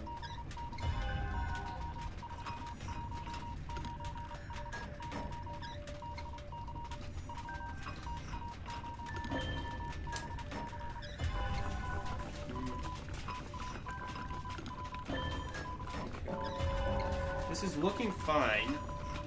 Wait, she took partial injury? Oh, she healed. Okay. need one more cipher. In fact, we might even already... Oh, we're at 3 ciphers already. Oh, I already thought Blake popped his. Okay. Wait, here it is, We found it. We got it. This is the cipher. Yeah, we are. In fact, we're not even at what cipher meeting. We're basically at 0.2 cipher meeting, so that's even better than I thought. I thought with all that support that maybe we might be behind a cipher, which is not a bad thing, because accelerated decode will carry us from this point on. But dude, the cipher's almost done, and that just leaves so little room for the knight to even do anything at this point. Did a charge attack do? 2. When you do a charge attack as knight, your recovery is slightly longer, because you have to recover from your weapon going so far forward that you have to like grab it back, and then you start the recovery. So there are a couple hundreds like that, like Feaster, where if you do a charge attack, you actually have a slightly longer recovery because he does like a little animation from recovering from a charge attack, and then he does like his actual recovery. So I don't really care here. We're gonna take the water damage willingly. Okay, or she could make it easy and we'll get a boost out of here. Our goal right now is to just take the water damage on purpose. No, I didn't have my bubble set up. I forgot to turn on the bubble. We actually would have lived there. Too bad. It still doesn't matter because the gate is open, but that is one of the most common ways I've died as Gardener. It's actually because I forgot to turn my bubble back on. That's happened to me so often. I almost wish that like it would automatically turn on when you go within 60 meters of the hunter or something like that. That would be really nice. I would really like that actually. There should be like a setting like that. Anyway. Oopsies, my bad. It was the same knight. Doesn't really matter because we had both gates open. We just need to not die instantly. We just need to give them time to actually make the rescue. We got like the same. Yeah, you're right. This is the same knight. We got the same knight a couple times. We got the opera singer from the start of the stream a couple times. Game's dead, guys. Game's dead. No one's playing the game anymore. By the way, did she ban the same stuff last game as well? Like the Weeping Clown and stuff like that. I'm shaking, guys. Weeping Clown is the new scariest survivor. Okay.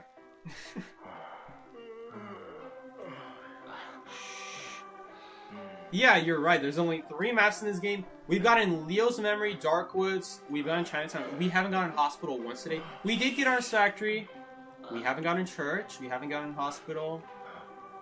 Did we? We did get Lakeside today. We only got Lakeside 1 time today, I think. We only got Moonlit 1 time today. And we only got Arms 1 time today. I'm gonna check back on the stream. We got Eversticking 0 times. Oh, that's another one. I had a whole route plan for that. And we were gonna go Thief for that. Okay.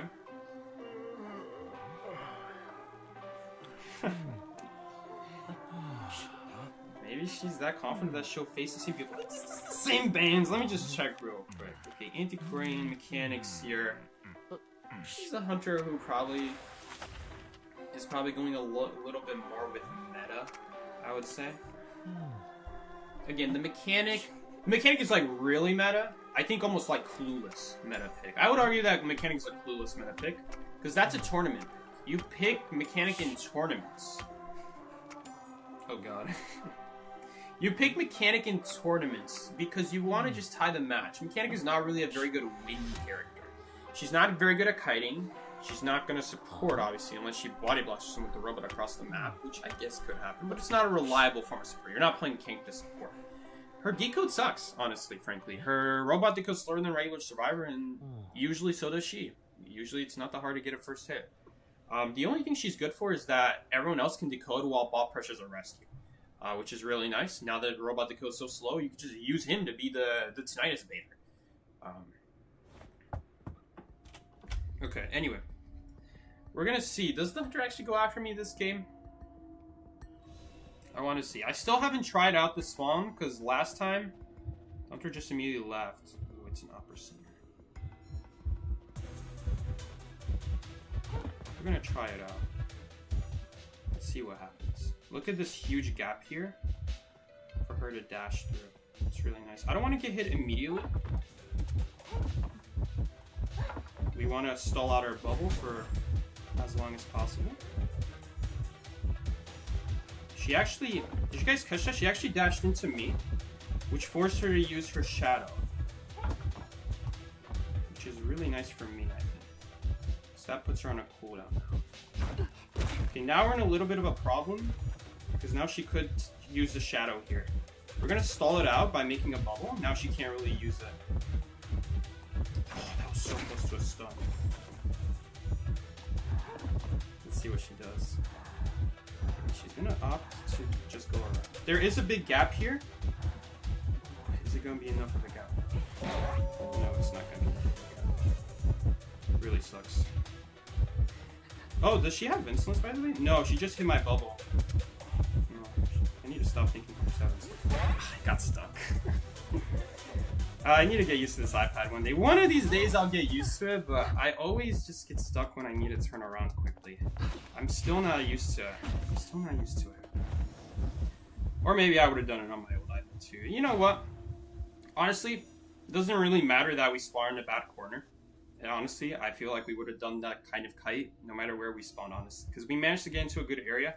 We managed to get into the good area without ever having to use our bubble hit to even reach it. We were already in it when we did take the bubble hit. I think we'll use the bubble immediately here. Okay, he didn't rescue me. And he also already used his tide. So if he gets hit here, he's just dead. Okay. This dude thought he's dead, by the way. I already used everything there. This dude really thought he made the rescue. I don't know why he got up so early though. Like, I understand like a 99% rescue. I've done that before. He was like 75% rescue. He still didn't rescue. So now we have to rescue me because this dude died, and if I don't distract, probably just gonna be a far more turret shock here. Oh, crap. This is really bad. That's also pretty bad. That's the third option that could happen. Well, this is why I say it's like really hard to tie nowadays. Like, we would tie this game normally. That was a tie kite. Normally we would tie this match. But the randoms, man, like, I have nothing to say. Like, this is why it's so hard to actually like get top 30 on the leaderboard nowadays. Because back then I used to get top 30 with evenings alone. I would only play in the evening. I would never play in the afternoon. And after coronavirus hit, after 2020, everyone started playing afternoon. And even though people are going back to school and work, people are still somehow playing afternoon now. I don't understand how. But the other problem is that on my evening sessions, ever since COVID hit, the average survivor has gotten so much worse. I have a feeling it's because of COVID that people had more time to rank up. Because here's the way it works. Well, at least he's kiting really well. That rescue was still embarrassing. Because if you think about it, for people who are really bad at the game, they're not going to be able to get high with just one rank session alone. They'll never really be able to reach peak tier with just one rank session alone a day, because they're going to be losing a lot. But when COVID hit, a lot of people don't have a lot of stuff to do. They were doing afternoon and evening, sometimes even mornings. And if you're a bad player, it doesn't even matter how bad you are. If you play the game enough as a survivor, eventually you will gain points and gain to the highest tier. And once you gain to the highest tier, you're no longer getting reset to like Elk or like something like that, because you didn't get a very high tier in the last season. Because of that 1 year where people had a lot of time to get to the peak tier, even though they were a bad player, now when they get reset down to like Griffin too. And at that point, even if we go to a regular lifestyle now and they can only go again do one session a day, then Griffin 2 is still close enough where even if they're a bad player and losing a lot of their matches, to still reach champion or titan at the end of the season, even if they only play one time a week. And I feel one time a day, one session a day. And I feel like because of that, we see so many bad players now. That I feel like that made a huge difference, because now those people who were never able to go high enough with just one rank session used that time where no one was doing anything to just rank up. And now that everyone's going back to regular, most people are probably not doing afternoons as much anymore. What is that?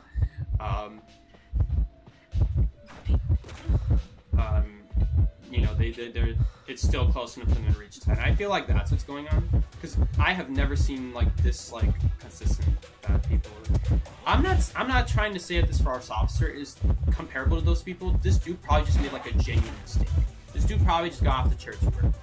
I'm talking about the people who be running into the hunter, who have no idea what the hunter abilities do. Like, those are the people I'm talking about. Like, these are the kinds of people I'm talking about, and these are the kinds of people that's like, how did they get to this tier? I don't know. Do you guys agree with me on that? By the way, first I'll try some self-heal, so someone's gonna have to go help him.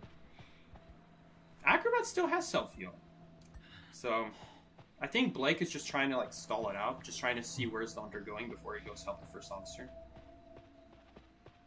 Because obviously, if Blake gets found, then at that point it's GG. No one will be on their way to go for first officer. I'm curious though. I wonder, you know, he could have, you know, it's a really tough situation, this Opera Secret. Our teammates really did a really good job endgame here, even though that failed rescue happened. Our teammates really carried the rest of the match here, so that those mistakes didn't end up mattering. First officer did a good kite there. Acrobat did a really good kite there. Oh, he's going for it. He's going for it. Okay, well, he has to get picked up now, though. He has to get picked up now, which is going to give... Well, I guess Acrobat's just going to wait out the tension at this point. Like, the windmill is such a huge obstacle in the way. Oh, he's still going to drop it. I'm pretty sure he will escape with this amount of health he has left. Yo, thank you so much, Dobby, for the $9.99 third donation on the channel. I hope rank went well today and everyone had a good day. Yeah, it was okay. Oh, wait, does he have detention or not? No, no detention. I guess it doesn't really matter. It looks like he was going to get out without it. Okay, so we do end up tying this match, thankfully. Okay, she left the shadow, I was about to say. Wait, maybe it's on cooldown. No, why would it be on cooldown? Wait a minute! I feel like she's gonna be able to still come here on time, but she may have goofed up. She may have goofed up here. He might be able to make it out. Oh, if it wasn't Opera Singer, he 100%. Wait, he might just bleed out too. Oh, there's so many reasons why he might or might not make it. I think he bleeds out here, guys. It looks like he would have gotten picked up too, though. She doesn't even need to pick him up. He literally just died from being on the ground for too long. Ah, that sucks. Honestly, I don't have a lot of complaints with the kite I did.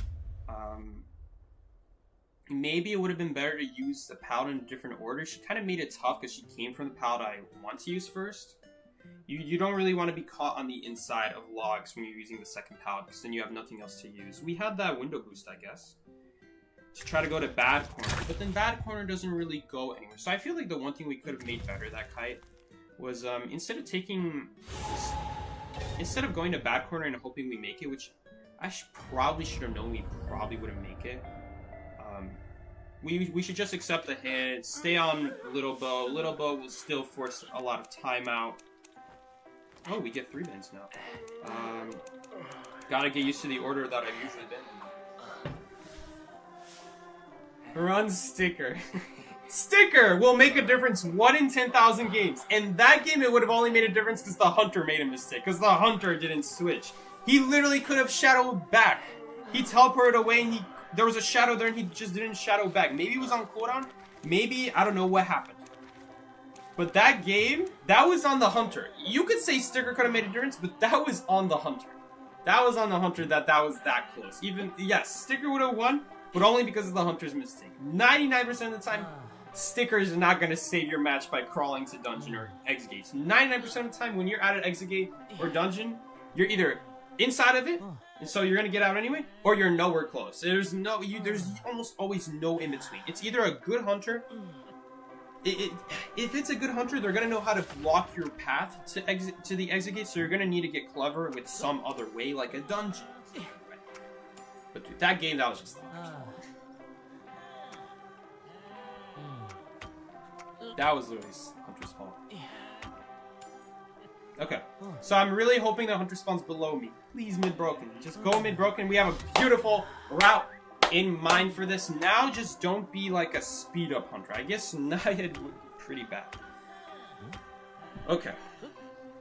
So the plan here, you guys also might have noticed I switched to broken windows. I never run broken windows on Thief. I explained this earlier in the stream, but it was a while ago now.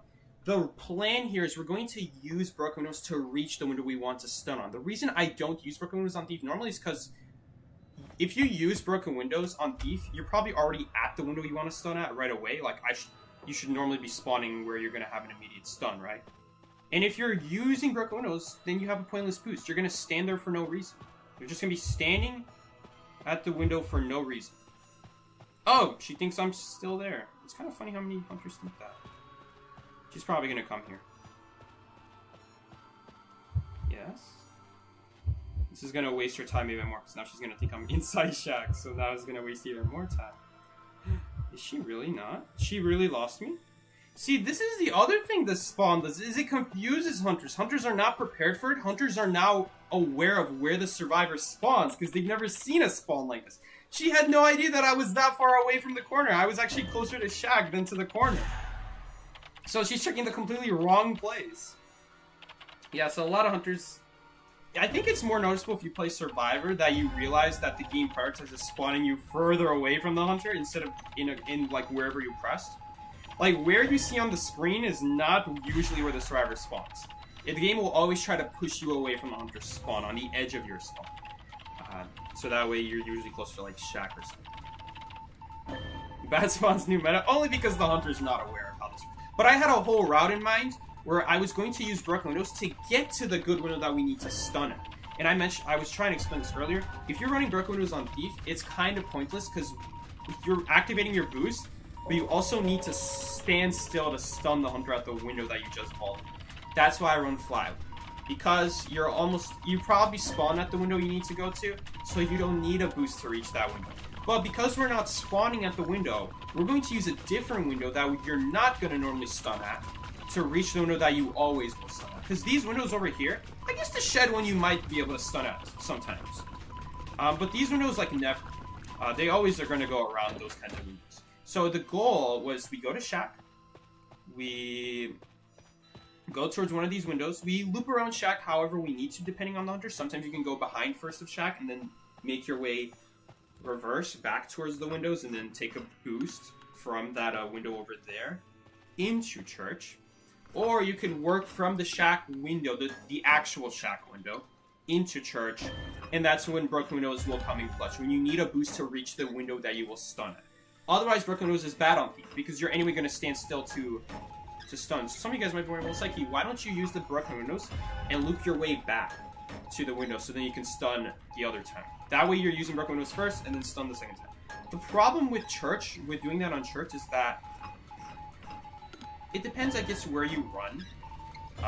But the stun is better than the boost. Because the stun prevents Hunter from moving at all, which will give you enough time to do such huge loops back to the window. Because usually these windows are so good that it would take a long time to run in a circle back to them. So that's why I don't use broken windows on Thief, because you won't make it with a boost.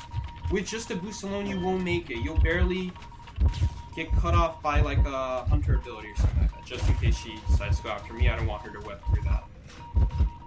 Okay, now we're kind of in an issue here. We're kind of in a little bit of a problem here.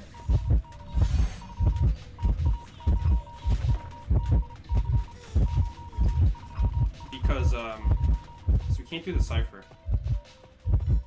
Oh, please vault that. If he vaults that, he's good. Please tell me he has, like, broken windows, because that would be a beautiful time to use broken windows. I do think that because of the windows Pier being so good at the Hunter has to vault, it might just be better to run, broken windows on a map like, oh, he's gonna cook.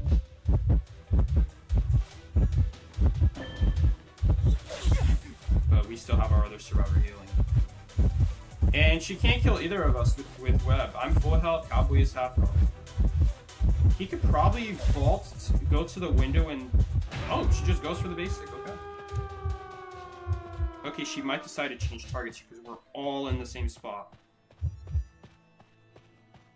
Gotta be a little bit careful here. I'm keeping an eye out. I'm almost for sure assuming she's coming for me. So this is where it really sucks to not have flywheel, because...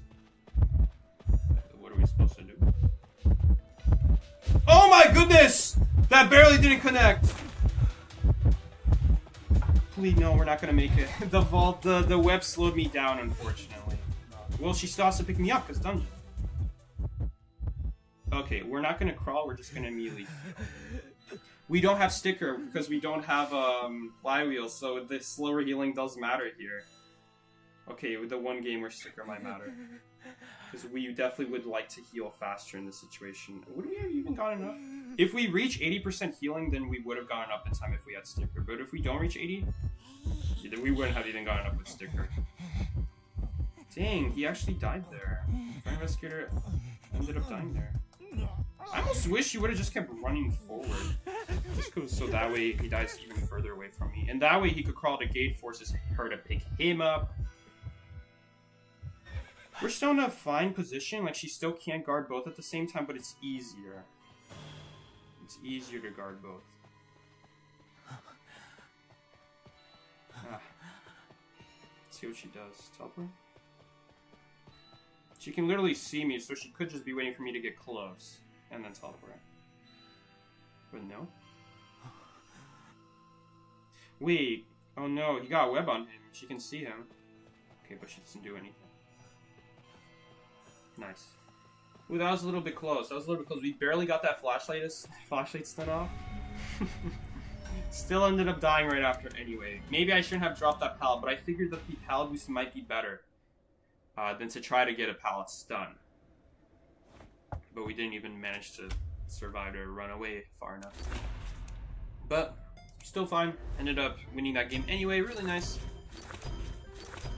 And yeah. So again, with Thief, usually you don't run Broken Nose, but because we're spawning in a bad place, we're not spawning by the window we want to stun at. So we need a way to actually get there, and Broken Nose are going to help us do that. Mina Tina, I'm watching your stream right now. I'll friend you just in the future, but stream is already over for today. We already finished our rank session. Rank is already over. Not a bad session. Not a bad session at all. 4, 5, 6, honestly. Given that we spawn in really bad spots, I feel like this last game, the spider really got screwed over by not knowing where I spawned. She was really searching all the way in the corner, trying to find me there, not realizing that I'm nowhere close. Like, I don't spawn all the way in the corner. I spawn closer to the shack. So, oops, didn't mean to leave. Doesn't really matter. I'm not going to use post-chat.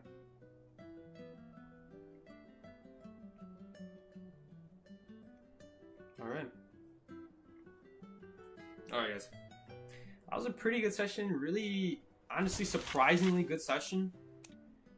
I guess the trick is to get me to be the first chase target, and when I'm the first chase target, we can get some really good kite stuff. I definitely feel like this first game, we got a little bit lucky that, well, not that game, was it a shadow game? It was the shadow game, where she just messed up a swing and I was able to barely make a bubble in time, so that really screwed her over right there. We were able to get such a good kite from that bubble. Really nice stuff. Anyway, guys, that's gonna be the end of the rank session. Maybe we'll play like one. Yo, Snapple! Holy crap! Thank you so much, man, for the $50 donor. Thank you so much, Snapple. GG, good sessions. Like, thank you so much, Snapple. Man, Snapple, you've always been such a huge part of the stream. Always been supporting me. The last few months, years, maybe. I don't even remember how long anymore. I really appreciate it, man. $50. I know. Now you got to keep streaming. Yeah, now we gotta keep streaming. Not sure if you saw my question.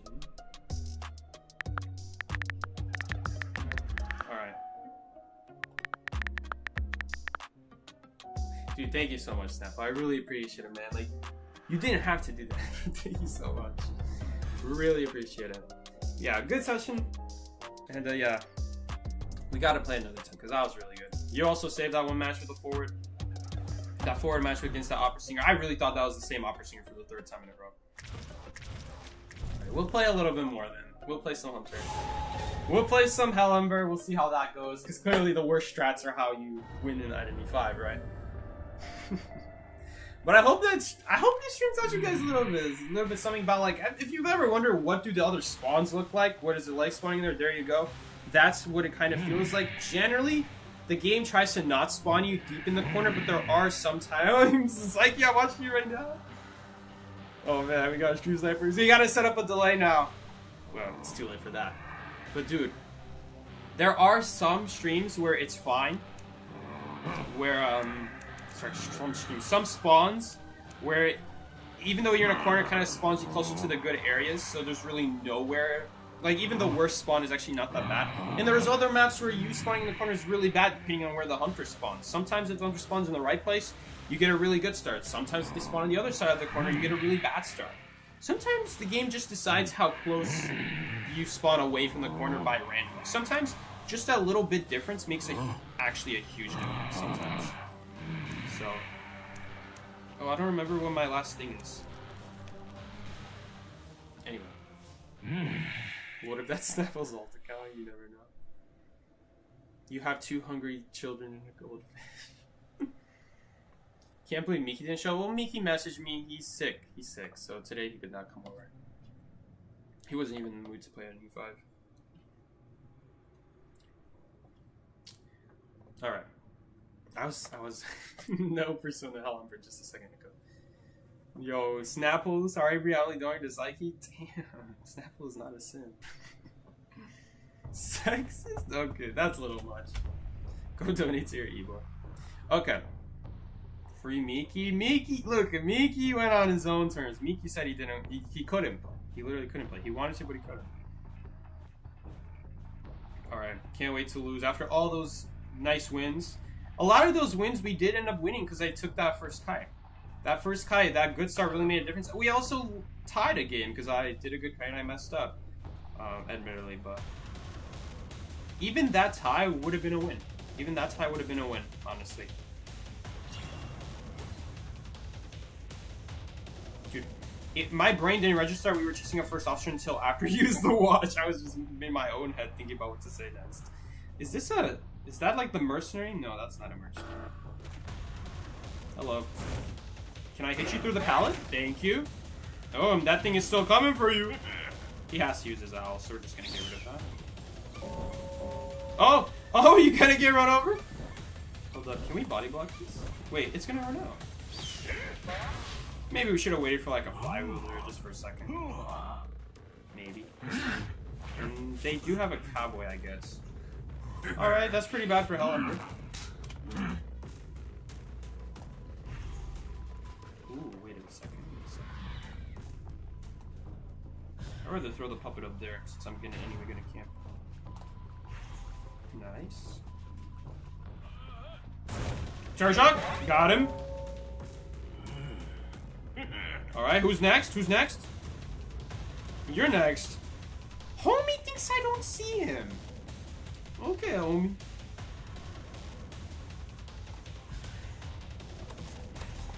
Ugh. Get that hit. Get that no recovery hit. Let's go. Oh, unfortunately, we hit the puppets here. I don't care about you anymore. Oh, hey there. Guys, the puppet highlights you. They're beepers. I think a lot of people just forget. Like, it doesn't come through that puppets can also see you. That's the whole reason he knows when you're near the puppet. Anyway, that was really beautiful. You're dead. Goodbye. He used the watch, but he didn't get the tie turn. That's happened to me before. That's actually happened to me. I'm so sorry, man. If you get hit the same exact frame you used the pocket watch, you don't get the tie turner. He should have gotten a tie turn there because he got hit in the watch, but he got hit these same frames, so he actually ended up dying. Oh yeah, we're killing the Viper. Is this skin called Viper? It's actually not that bad of a skin. But yeah, he dying right now, that's for sure. He's dying. Okay, so we're playing this game again? No, I don't think he's falling for it again. Oh, I messed up. I kind of messed it up. Oh, it's okay. Everyone's just throwing everything. Hold up. Can I cheer you? Can you use your self-heal? If he uses the self-heal, then we just don't have to pick him up at that point, which would be better. And also, since we're running, what is it called? Insolence, it means that his heal will only go to 60%. That's what I really care about. Maybe I should have left the red puppet there. No, we didn't have tonight's anyway. That's why. Oh, you're dead. Alright.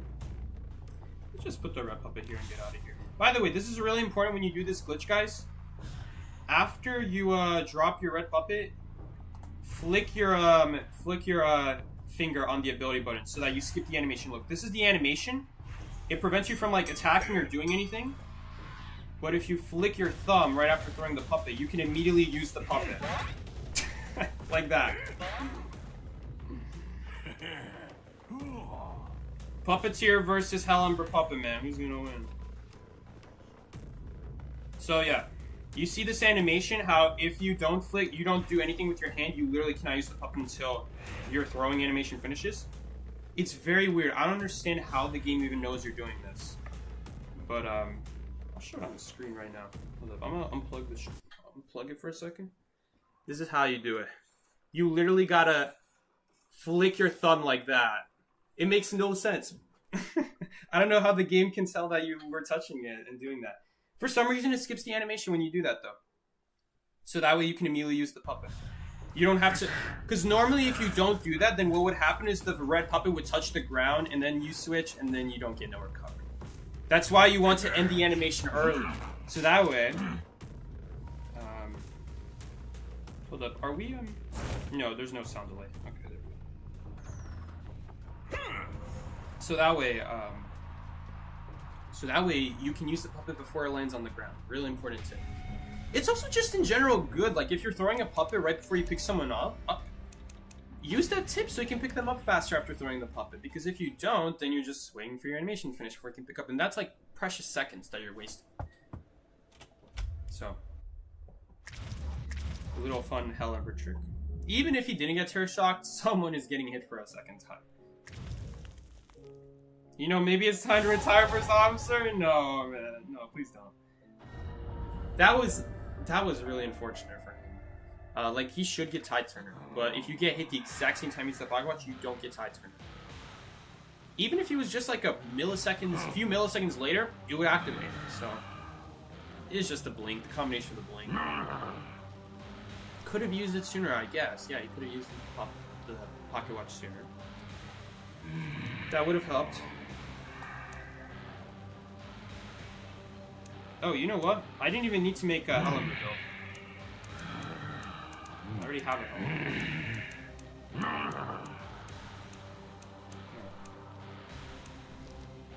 What do I normally do? Oh yeah, I forgot about that. How could I forgot about...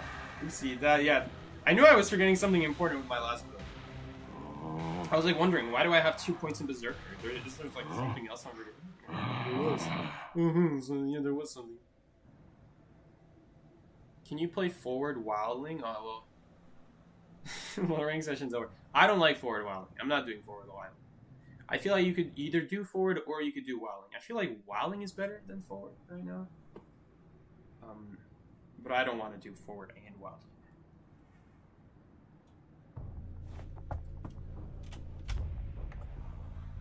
Can you play Geisha? I hate Geisha. Geisha. Alright. Really hate Geisha. One of my least played hunters, even though the hunter's been out for so long, why is it glitching out now? Even though that's probably one of the oldest hunters in the game, it's one of the least ones I have played. That along with Lizard.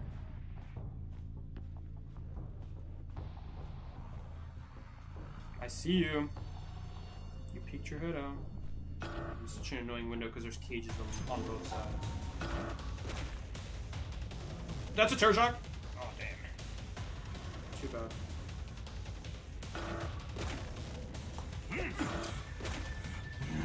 Thought we would beat him to it. There's really no point of chasing even in bet you someone's decoding right over there. I don't know if spawns on this map though. No one's decoding. Too bad, we should have hit him.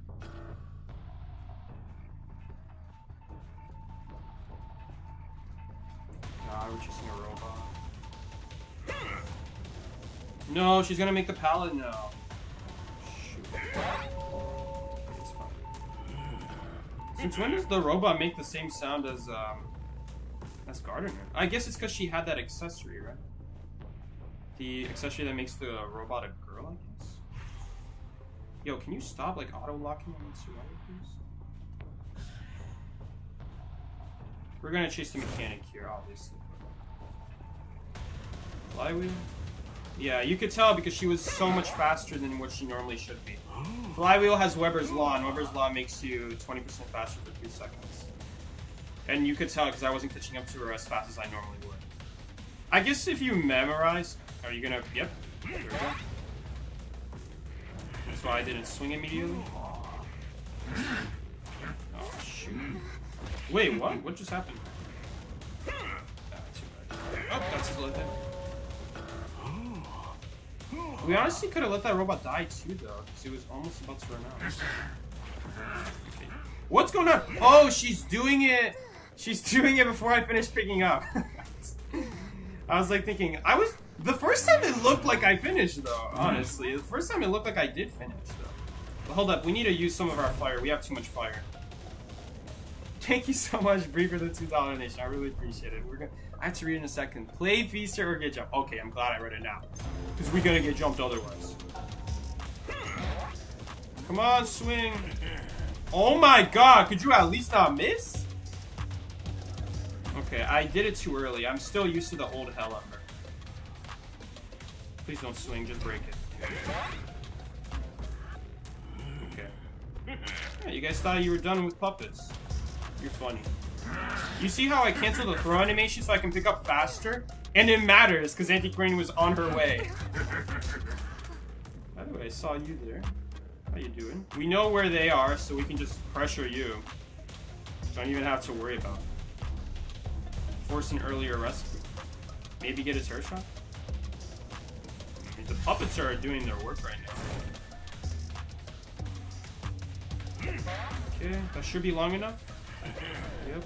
4.5 seconds is how long they take in front of a rocketeer. They used to take 3 seconds. And then they nerfed Hellumber of all hunters. They nerfed Hellumber. They gave him slightly faster pallet breaking, I think it was, and then thought that was enough to massively nerf his turret. Oh, did we have basement there? Not bad. I think we had basement there. They might be healing over here.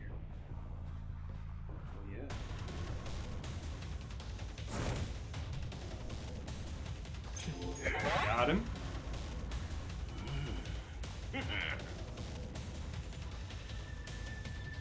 Where are they gonna go next? Probably over there. Oh, we hit the chair.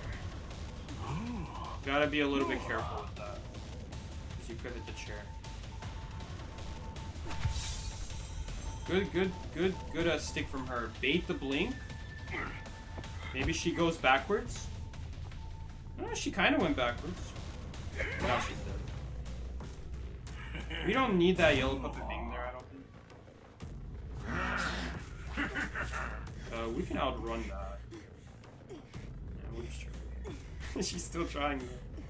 She's still coming. She's still trying. Aren't you dead on chair? We cheered you before. Oh no, we didn't. Uh-oh. Guys, we might have a problem. We can't really... Oh! Hellumber puppet! Oh my god, he's smart! He went for the Cypher! Let's go, Hellumber puppet! Body block her, maybe? No. Yes, she didn't make it anyway. I think let's just go after the Cypher. If they pop it, then they would have also popped it with the Antiquarian. Let's see if we can stop it. Yeah, we can stop it. Cool. Because, you know, if we go for the Antiquarian, then they always pop it. Like, there's no way I'm going to kill the Antiquarian with the jump rope, the swing area. And if we go for Knight and he pops it right next to me, well, then it was going to happen with Antiquarian anyway. Oh, and they surrender. He died. Alright, we're gonna play Feaster now. Nonchalant, mysterious Feaster gameplay, just like Feaster himself. Alright. Snapple's definitely not rich. Also, Snapple giving away $50. Thank you so much, by the way, Snapple. Bree is dying, and you have to save them. It's like it's the only way. What are you doing? You're dying? You're dying because there's no Feaster gameplay? It's troll. Alright, we're gonna play Feaster now? I really hate Feaster. What is there? Feaster might be the other guy I played solo of. I still played him more than... What's his name? Still played him more than Geisha. It's like, your hair is fabulous, but why is it the most frustrating thing to draw? I'm so sorry. I'm so sorry, Luca. It's even more fabulous in real life. Thank you so much, though. I appreciate the compliment. No worries, though. Take as much time you need. Salty B, thank you so much. Bree is about to die. Oh God, please forgive me. Salty B, are you the same person as Dawn? Are you Dawn? Thank you so much. Should I call you Dawn? I don't know if I should call you Dawn. We're gonna play Feaster. Does this mean we have to do 2 Feaster games now? Christmas Feaster! I always forget I have this skin. Please about to die, please. Feaster game. Just Giraffe, 5 strands of hair sticking up on his head. Yeah, that sounds realistic. It'll fit my head. Do these people know me? Alright. No, he didn't know Bree is Dawn. I forgot until she was mad that I muted her last stream.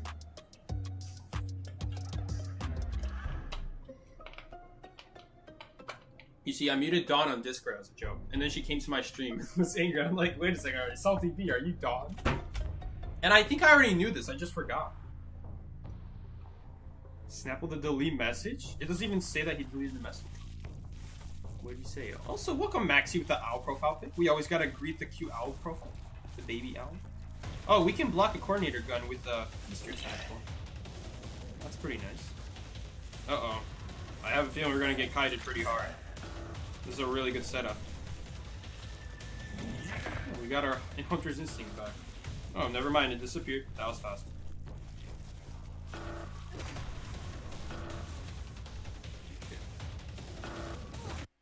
Oh, game disconnected.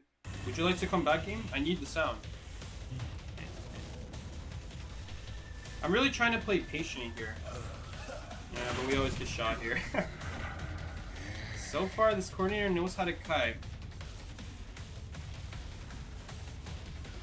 Yeah, we don't even have like a comeback potential. Oh, I guess basement might be our comeback potential.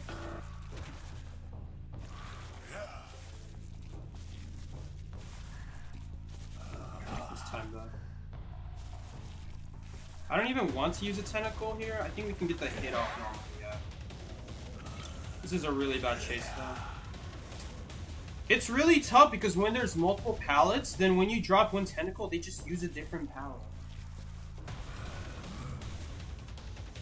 Like right now, like yeah, she's going around. Oh my god, that was a beautiful body block that I'm body blocking myself. Oh no. That really sucks. Barely not in range. She just flywheeled for no reason. Let's go.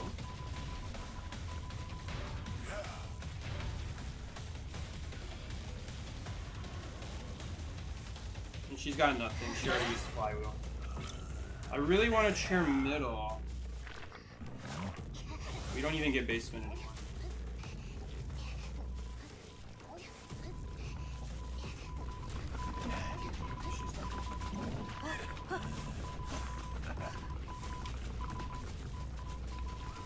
We really want to force the rescue early. Hit the little bro, I guess, but this is really tough. Again, Journalist Feaster. Like, we don't even have outplay potential really as Feaster. Like, what do you do as Feaster? They just ignore the tentacle. No, I was in the pallet? Really? Okay, well that's my mistake, but I can't believe that was in the pallet. But yeah, you just see, she just goes around. Remember when they nerfed Feaster? They nerfed Feaster a while back. Probably one of the dumbest things they did. Wasn't even that great of a hunter before his nerf. What did they do? I think they removed his, like, they made his movement speed worse.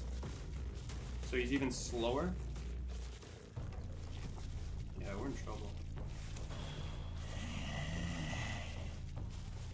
The other problem with Feaster is this camp sucks. Because any singular good survivor knows that all you have to do is spam the rescue button if you get hit by the tentacle. That's all you gotta do. She already used her rescue minion, so we don't have to worry about that. That's... you will never understand why journalists use that.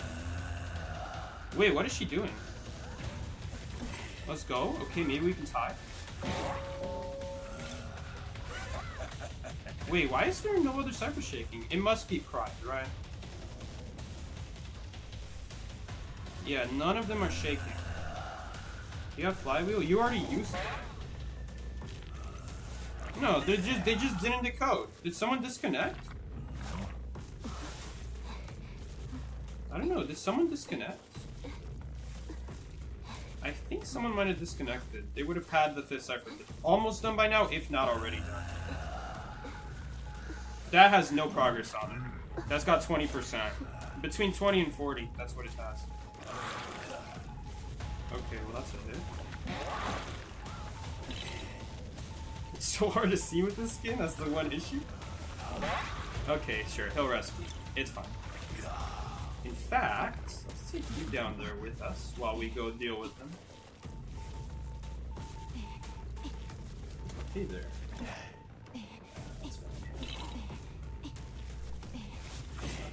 The struggle is causing a little bit of problems, but it's not a big deal. Yes, let's go. That's why I put that tentacle there. Really important to turn your camera there so you actually can use your tentacle. Oh, you're making a big mistake.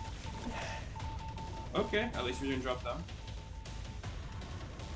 I don't know if this is much better if he hugs.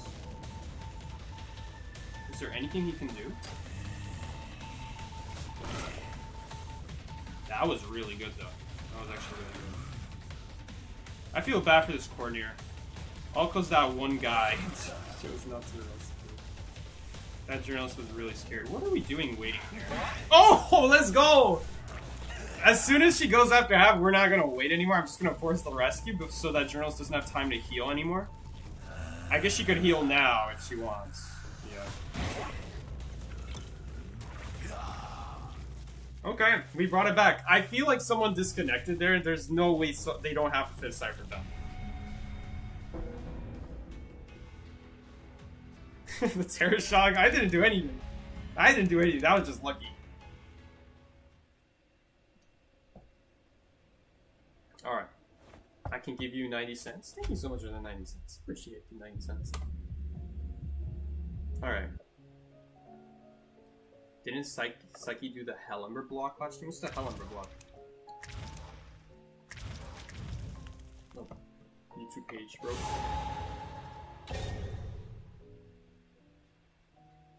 Yeah, lucky Terror Shock.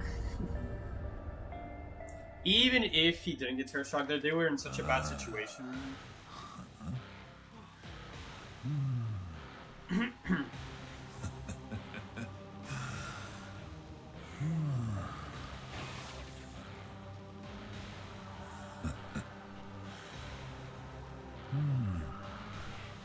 Alright.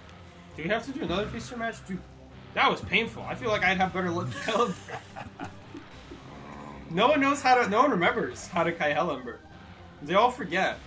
They're like, oh no, the Fire Spear, I'm scared. Like, the dude doesn't even move for 3 seconds. That's a really big important part about the Fire Spear, is that you have a lot of time to react. It's just, half the time it's like, oh no, what do I do? People just don't go enough. Just don't go against Hellember enough. If they used Windows, I bet you we would have lost as Hellember last game too.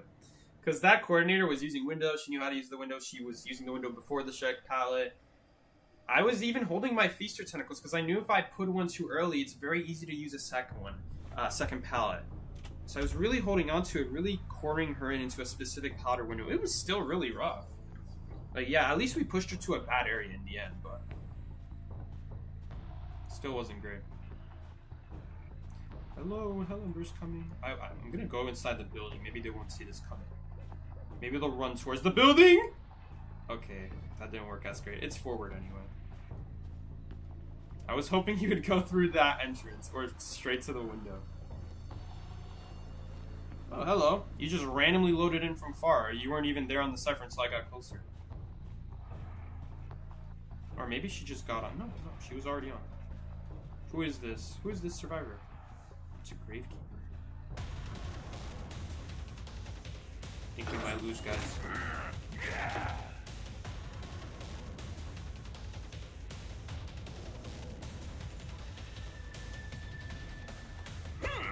Are we losing? We might lose. Oh, we canceled it. We canceled it. Let's go. That does cost the shovel, by the way. He doesn't get that back.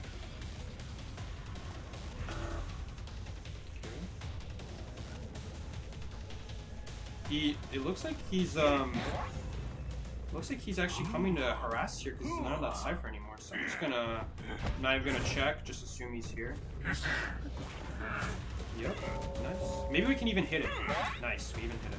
I'm actually gonna leave this guy up because he might help us. Come on, help us out here, man. Can you break this pot or something?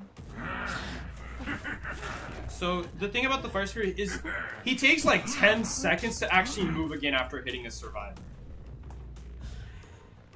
So you can't rely on him all the time after hitting a survivor, but right there in that situation where we're getting stunned for so long, it doesn't matter anyway.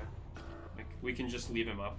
It does cost us a lot of flame though if we get rid of it early, but we need him up anyway, because if I get rid of him, we're also going to be at 0, because when you refresh the Fire Spear and you put it back in your inventory, you don't get all of it back. You lose like 25% of it. Whatever you have, you also lose 25% on top of it when you refresh it.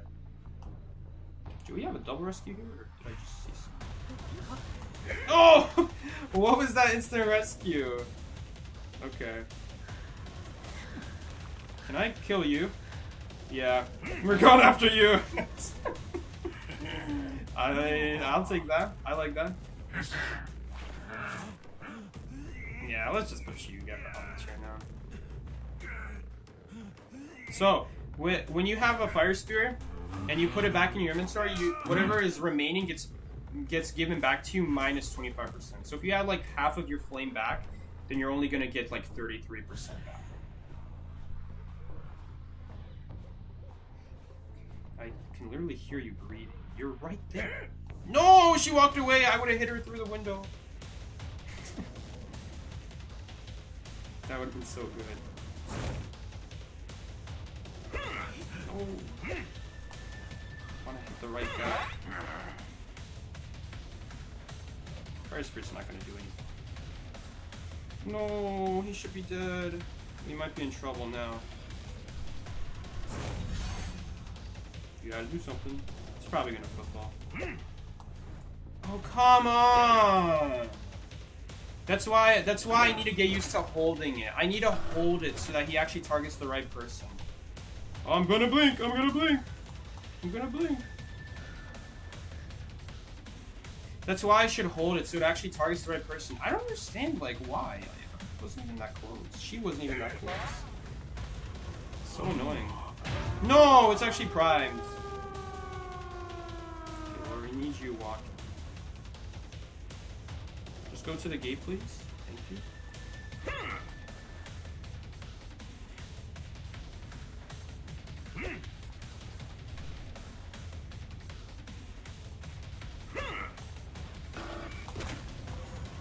No, I messed up. Well, we lost. I wasn't ready for it. We lost. No, game, stop disconnecting. I don't need more things pissing me off. Oh, you didn't destroy him. Can the game stop with this? Oh. You see, this game, they actually decode it. You guys see how fast the decoding is if they actually like the code? Well, that was my bad. Should have killed that forward, but pretty sure we would have lost anyway.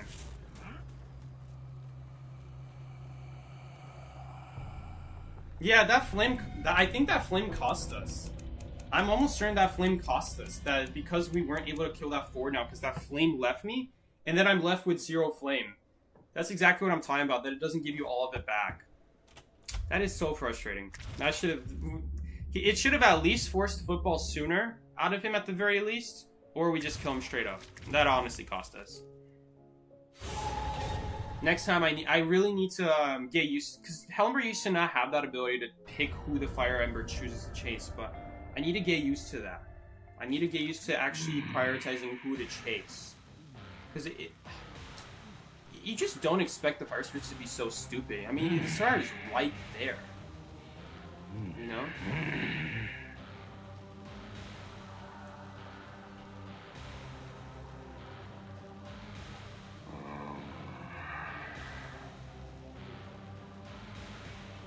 Too bad. I feel like we would have killed him. Or if I just didn't whiff all those attacks. We would have killed the forward immediately off the chair. I whiffed all those attacks, he footballed away. I made a lot of mistakes there. Like, that wasn't... It wasn't like... I'm not blaming anything else but myself, really. But that Fire Spear, that really also cost us big time. Man, can the game really stop doing this? Come on.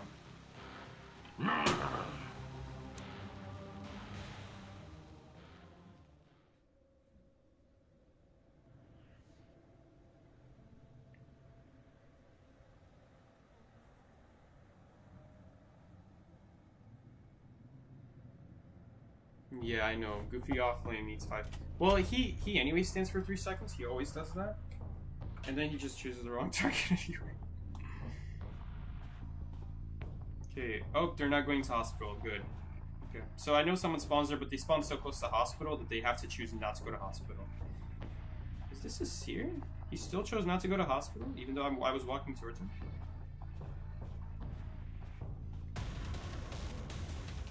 Well, I don't know what the start is, but this is an interesting start.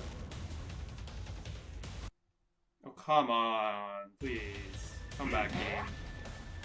I don't know why it's doing it. I unplugged my iPad one time stream and now it just keeps doing this. Okay.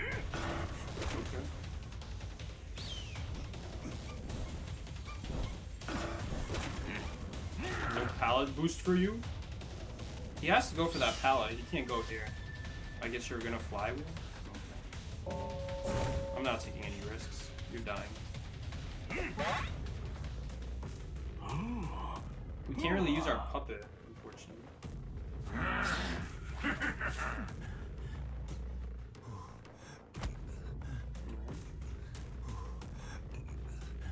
We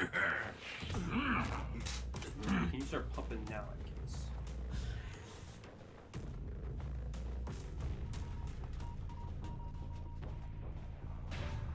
It's so nice of them to break it for me. You guys are so nice. Okay, well they just popped that Cypher. Are they actually coming now? Let's see. Great hit. Oh, damn it. What? That's a stun too? I feel like the game is just trolling me at this point today. Like, seriously? That's not a stun. Come on. Oh, we're in trouble now. We're in trouble now. Should we even go after this guy? Is it even worth it?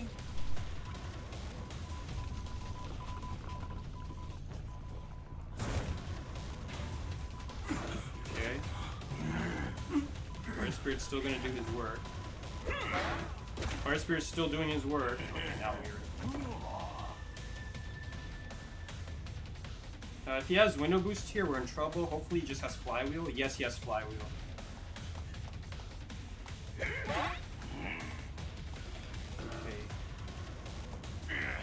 That's really tough though, because I can't really blink there safely. Okay, at least now he's almost for sure dead. Unless little girl does stuff. Come on, where's that flywheel at? Seriously? You just faulted it? Oh. Getting messed up.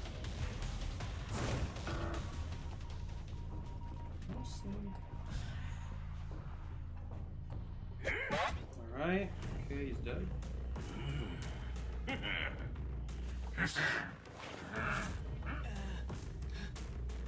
And I'm not gonna let you break that free, fella.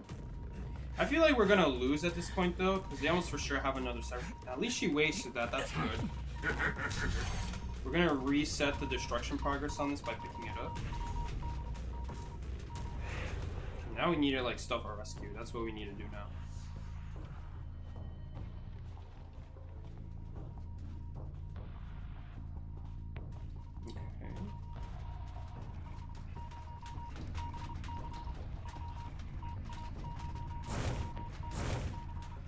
He has to touch it, but then he has to deal with him. Nice. Okay, she has to touch the fire, or else she's gonna die. Okay, she didn't. We gotta get these people on charity. They're not gonna be able to pick themselves up before this novelist dies. Unless, I guess, they have sticker. It looks like this guy's dying slightly slower on chair than what he should be.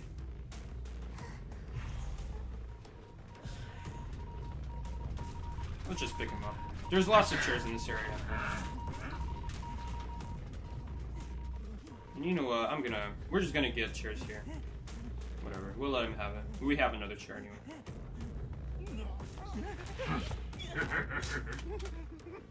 We're gonna go after the little girl.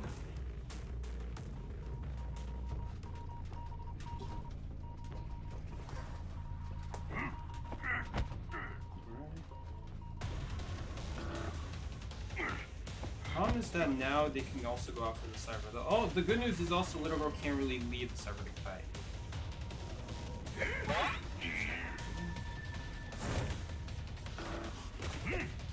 Not a hit. Ooh. Unfortunate.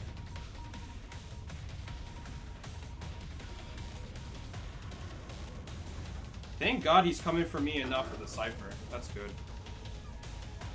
I just heard a chest. Wait, did he just help? Did she just teleport to the thief? Okay, she canceled it. Again, thank God this guy is going for me and not the cipher. It's really good. I'm gonna put the puppet here as well.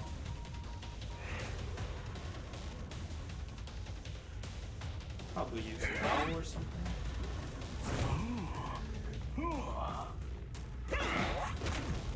Okay, she can still technically decode it though. She can just keep touching it and then before it attacks. Okay, we have to address that second.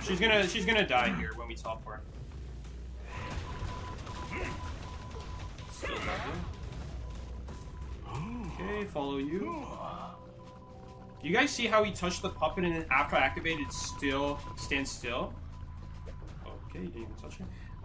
That's how you counter it on rescues. Is that even if he didn't activate it already, if he activates it after you already touched it, it still stands still for like 3 seconds. That's why the puppet is not that reliable on the rescues. Because you can just touch it before it even activates and it won't do anything for the next 3 seconds. Why is this pallet dropped here? Oh yeah, because little girl. Change target when Zero chasing me. My poor puppet. Poor puppet is just lying here dead. It's okay. We gotta replace him. Look, now they're together. This doesn't even make any sense. How did Halimber just manifest a second red puppet? Alright. Yeah, he's making some interesting moves. I guess I still would have gone after him even if he went after... Like, no matter what, I have to go after him, though. When he goes after me, it makes it easier to sneak in a hit on him. Also, that thief opening a chest at the worst time. I can literally hear that chest open.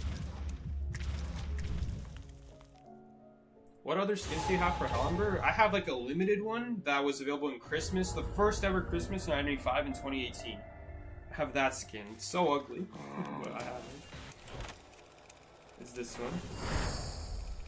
We got this. We got the Logic Pad one. We got Perception. Which, by the way, I don't remember how you get this anymore. How did I even get this? I actually don't remember. Does anyone remember how you get this skin? Halimber has so many interesting skins. I wonder if the devs are like deciding which Halimber should be the default Halimber. Like, they were probably up against this. And I guess they decided in the end to go with this one.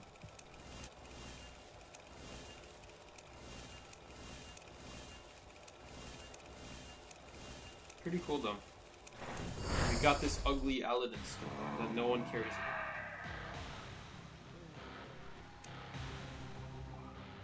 about. They could have made 400s with all those skins. Yeah, they could have. I think Mr. Puppet really fits Halimber. They probably the best one in terms of like theming. Like just theming, it makes the most sense. The Moonface one is also a really cool skin.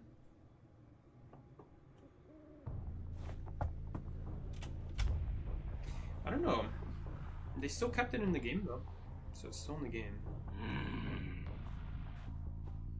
What it means is that since it's in the game, it means we're never gonna get them as separate hunters now because they left them as skins. If they at least like deleted the files from the main game, they could bring them back as like different objects because no one knows about them. Or maybe you'll find them in like the file somewhere and it doesn't mean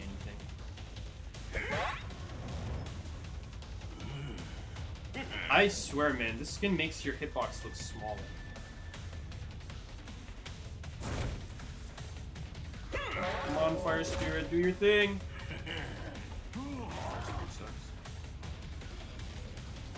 Oh, Fire Spirit is doing his thing! He did his thing! Oh, don't ever doubt Fire Spirit. I know he sucks, but sometimes he doesn't. Okay, the Perfumer kind of ran. Did I throw that into the tree? Okay, no, I didn't. 1, 2... There's only 2 Cyber shaking though. And that's the closest survivor. Okay. It points you in the direction of the closest survivor, by the way, when you switch puppets. It does include the chair though, so you don't want to be too close to the chair. Hey there. This still wastes a lot of energy for her to have to move around and not decode. Okay, Cowboy did his thing. Okay. I'm gonna set this up. And there's no other survivor nearby, so it will chase him down. If he lassos, it will hit him.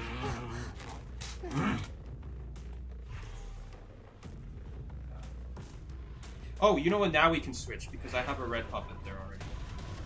Did he know I was gonna switch? Okay. I was like thinking I don't want to switch because I'll be on a cooldown.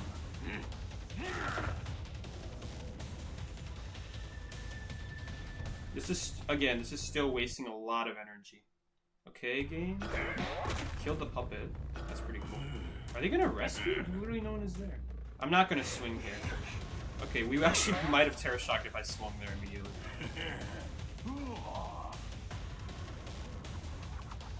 I think this is gonna be the last game of the stream.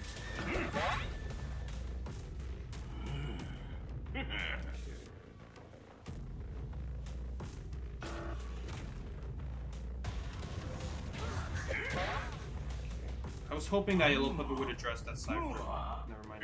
What the hell? The mechanic robot is back. Does that thing get calibrations when you're not on it? I don't think it does. Usually you get calibration so fast as Survivor when you're just Shrink Puppet. You get one like every 2 seconds. Hopefully we can pick up this Cowboy. Oh, thank you for breaking that for me. You're so nice. Actually really convenient. Wait, there's a second Cowboy? Wait, were they different Cowboys rescuing? Were those different Cowboys that just rescued? Was the first one different from the second one? They have the same skin.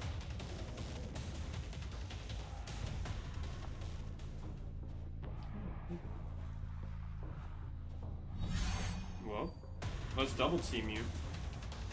I don't know, what's easier? A full health Cowboy double teamed or a half health Cowboy when he's around windows and the Fire Spirits don't do anything? Flywheel? Hello, Flywheel?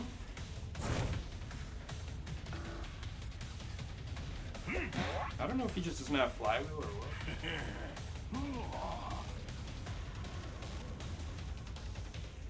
Oh, I have an idea.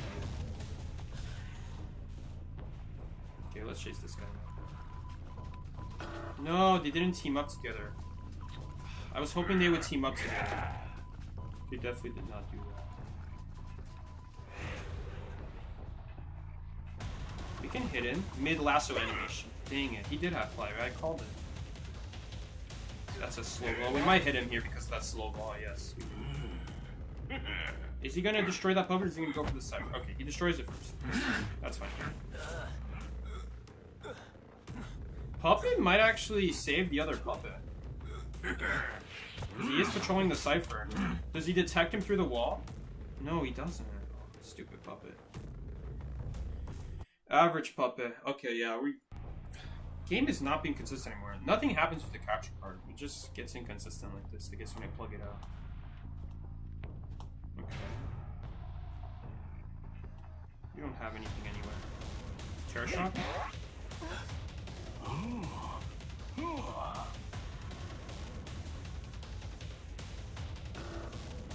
Yeah, this game is not actually... We don't have this game under control. Oh, come on. This is what I mean when it looks like the hitbox is smaller. Oh, she got me. That was a good illusion. I thought she was just gonna be stupid and run to the same pallet. Oh, I'm gonna blink. Do you have flywheel? You do? Oh, he's breaking the other puppet. Houston, we may have a little bit of a problem. Kind of in trouble here. Good move. Well played, sir.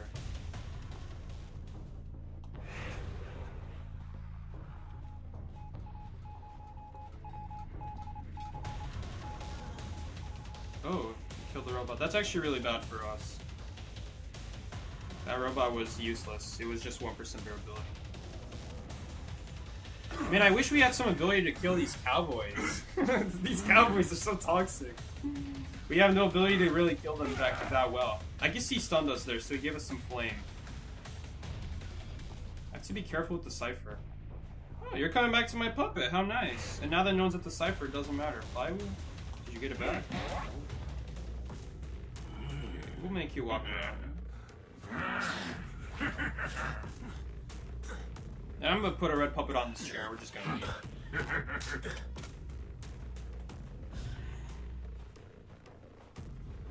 It's not even breaking it anymore. Okay, it looks like his plan is gonna be to lasso him off the chair. Okay, I'm not gonna commit then. We're gonna protect the chair instead. Okay. That makes it easier. Even if she pops that Cypher, that red puppet will still follow her even after she pops that Cypher, so no matter what, we're gonna be fine. It's gonna track her down. Yeah, she has to break it. In fact, she's gonna try to run away from it, but the red puppet will always know where she is. She has to break it first.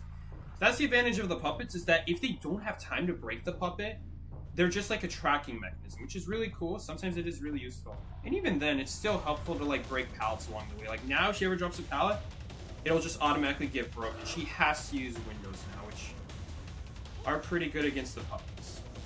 She can just touch the puppet, but it'll still break this pallet. I'm just not going to touch the pallet.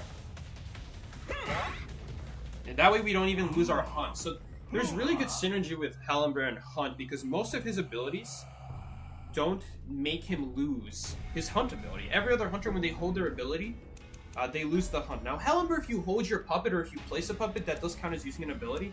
But if you create a fire spirit or you make one of your puppets angry with the fire, that for some reason doesn't count as using an ability. For some reason.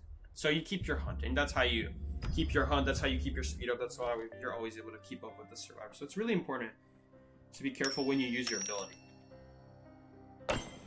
Because that way, you're faster, Also, the puppets are going to break the pallet for you, so don't even worry about it. The puppets can never swing. Never expect the puppets to get the hit. But you can always count on them to break the pallet, unless they want to, which sometimes happens. Thank you so much, Lansman. I really appreciate it. Californian 1399. Thank you so much for the Californian 1399. I often, Lansman, I forget that you live in California. I really forget that. Thank you so much for the Californian US dollars, Champagne. Thank you so much. Been watching your streams for the past 5 years. Ever since John got a notification for your channel. Since John got a notification for your channel? Thank you for the gameplay in the last. No problem, Lancer. What do you mean by that, though? John got a notification for your channel? He got a notification for my channel? Was it streaming? Was he streaming and he got a notification from my YouTube channel? Thank you so much, Lancer. I really appreciate it, man. Always happy to hear that. Alright, guys. We talked a while today. It means a lot, Lancer. You've been here for such a long time as well. Sticking around. All you guys, thank you for sticking around, watching the channel. Really appreciate it. I think we're gonna call the stream here. Oh, I forgot to do the story mode. I have to do that sometime. He was streaming and he got a notification from me. Probably when I didn't have a lot of viewers. Alright.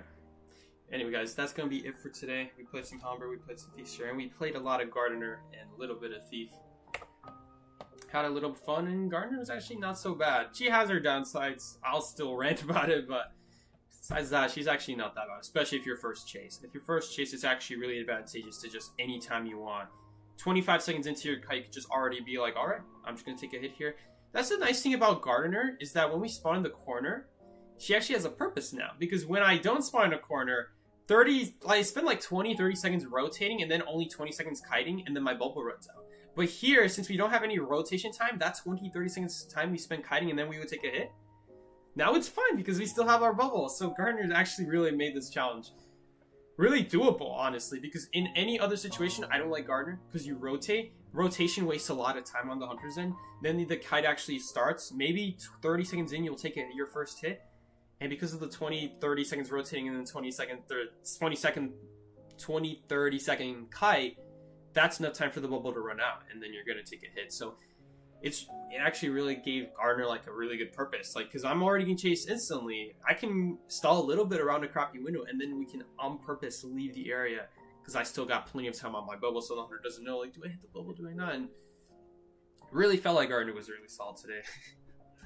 We also faced Oberstein, which made it better as well. So anyway, guys, thank you so much for joining along in the stream.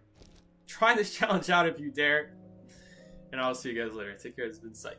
Peace out, everybody.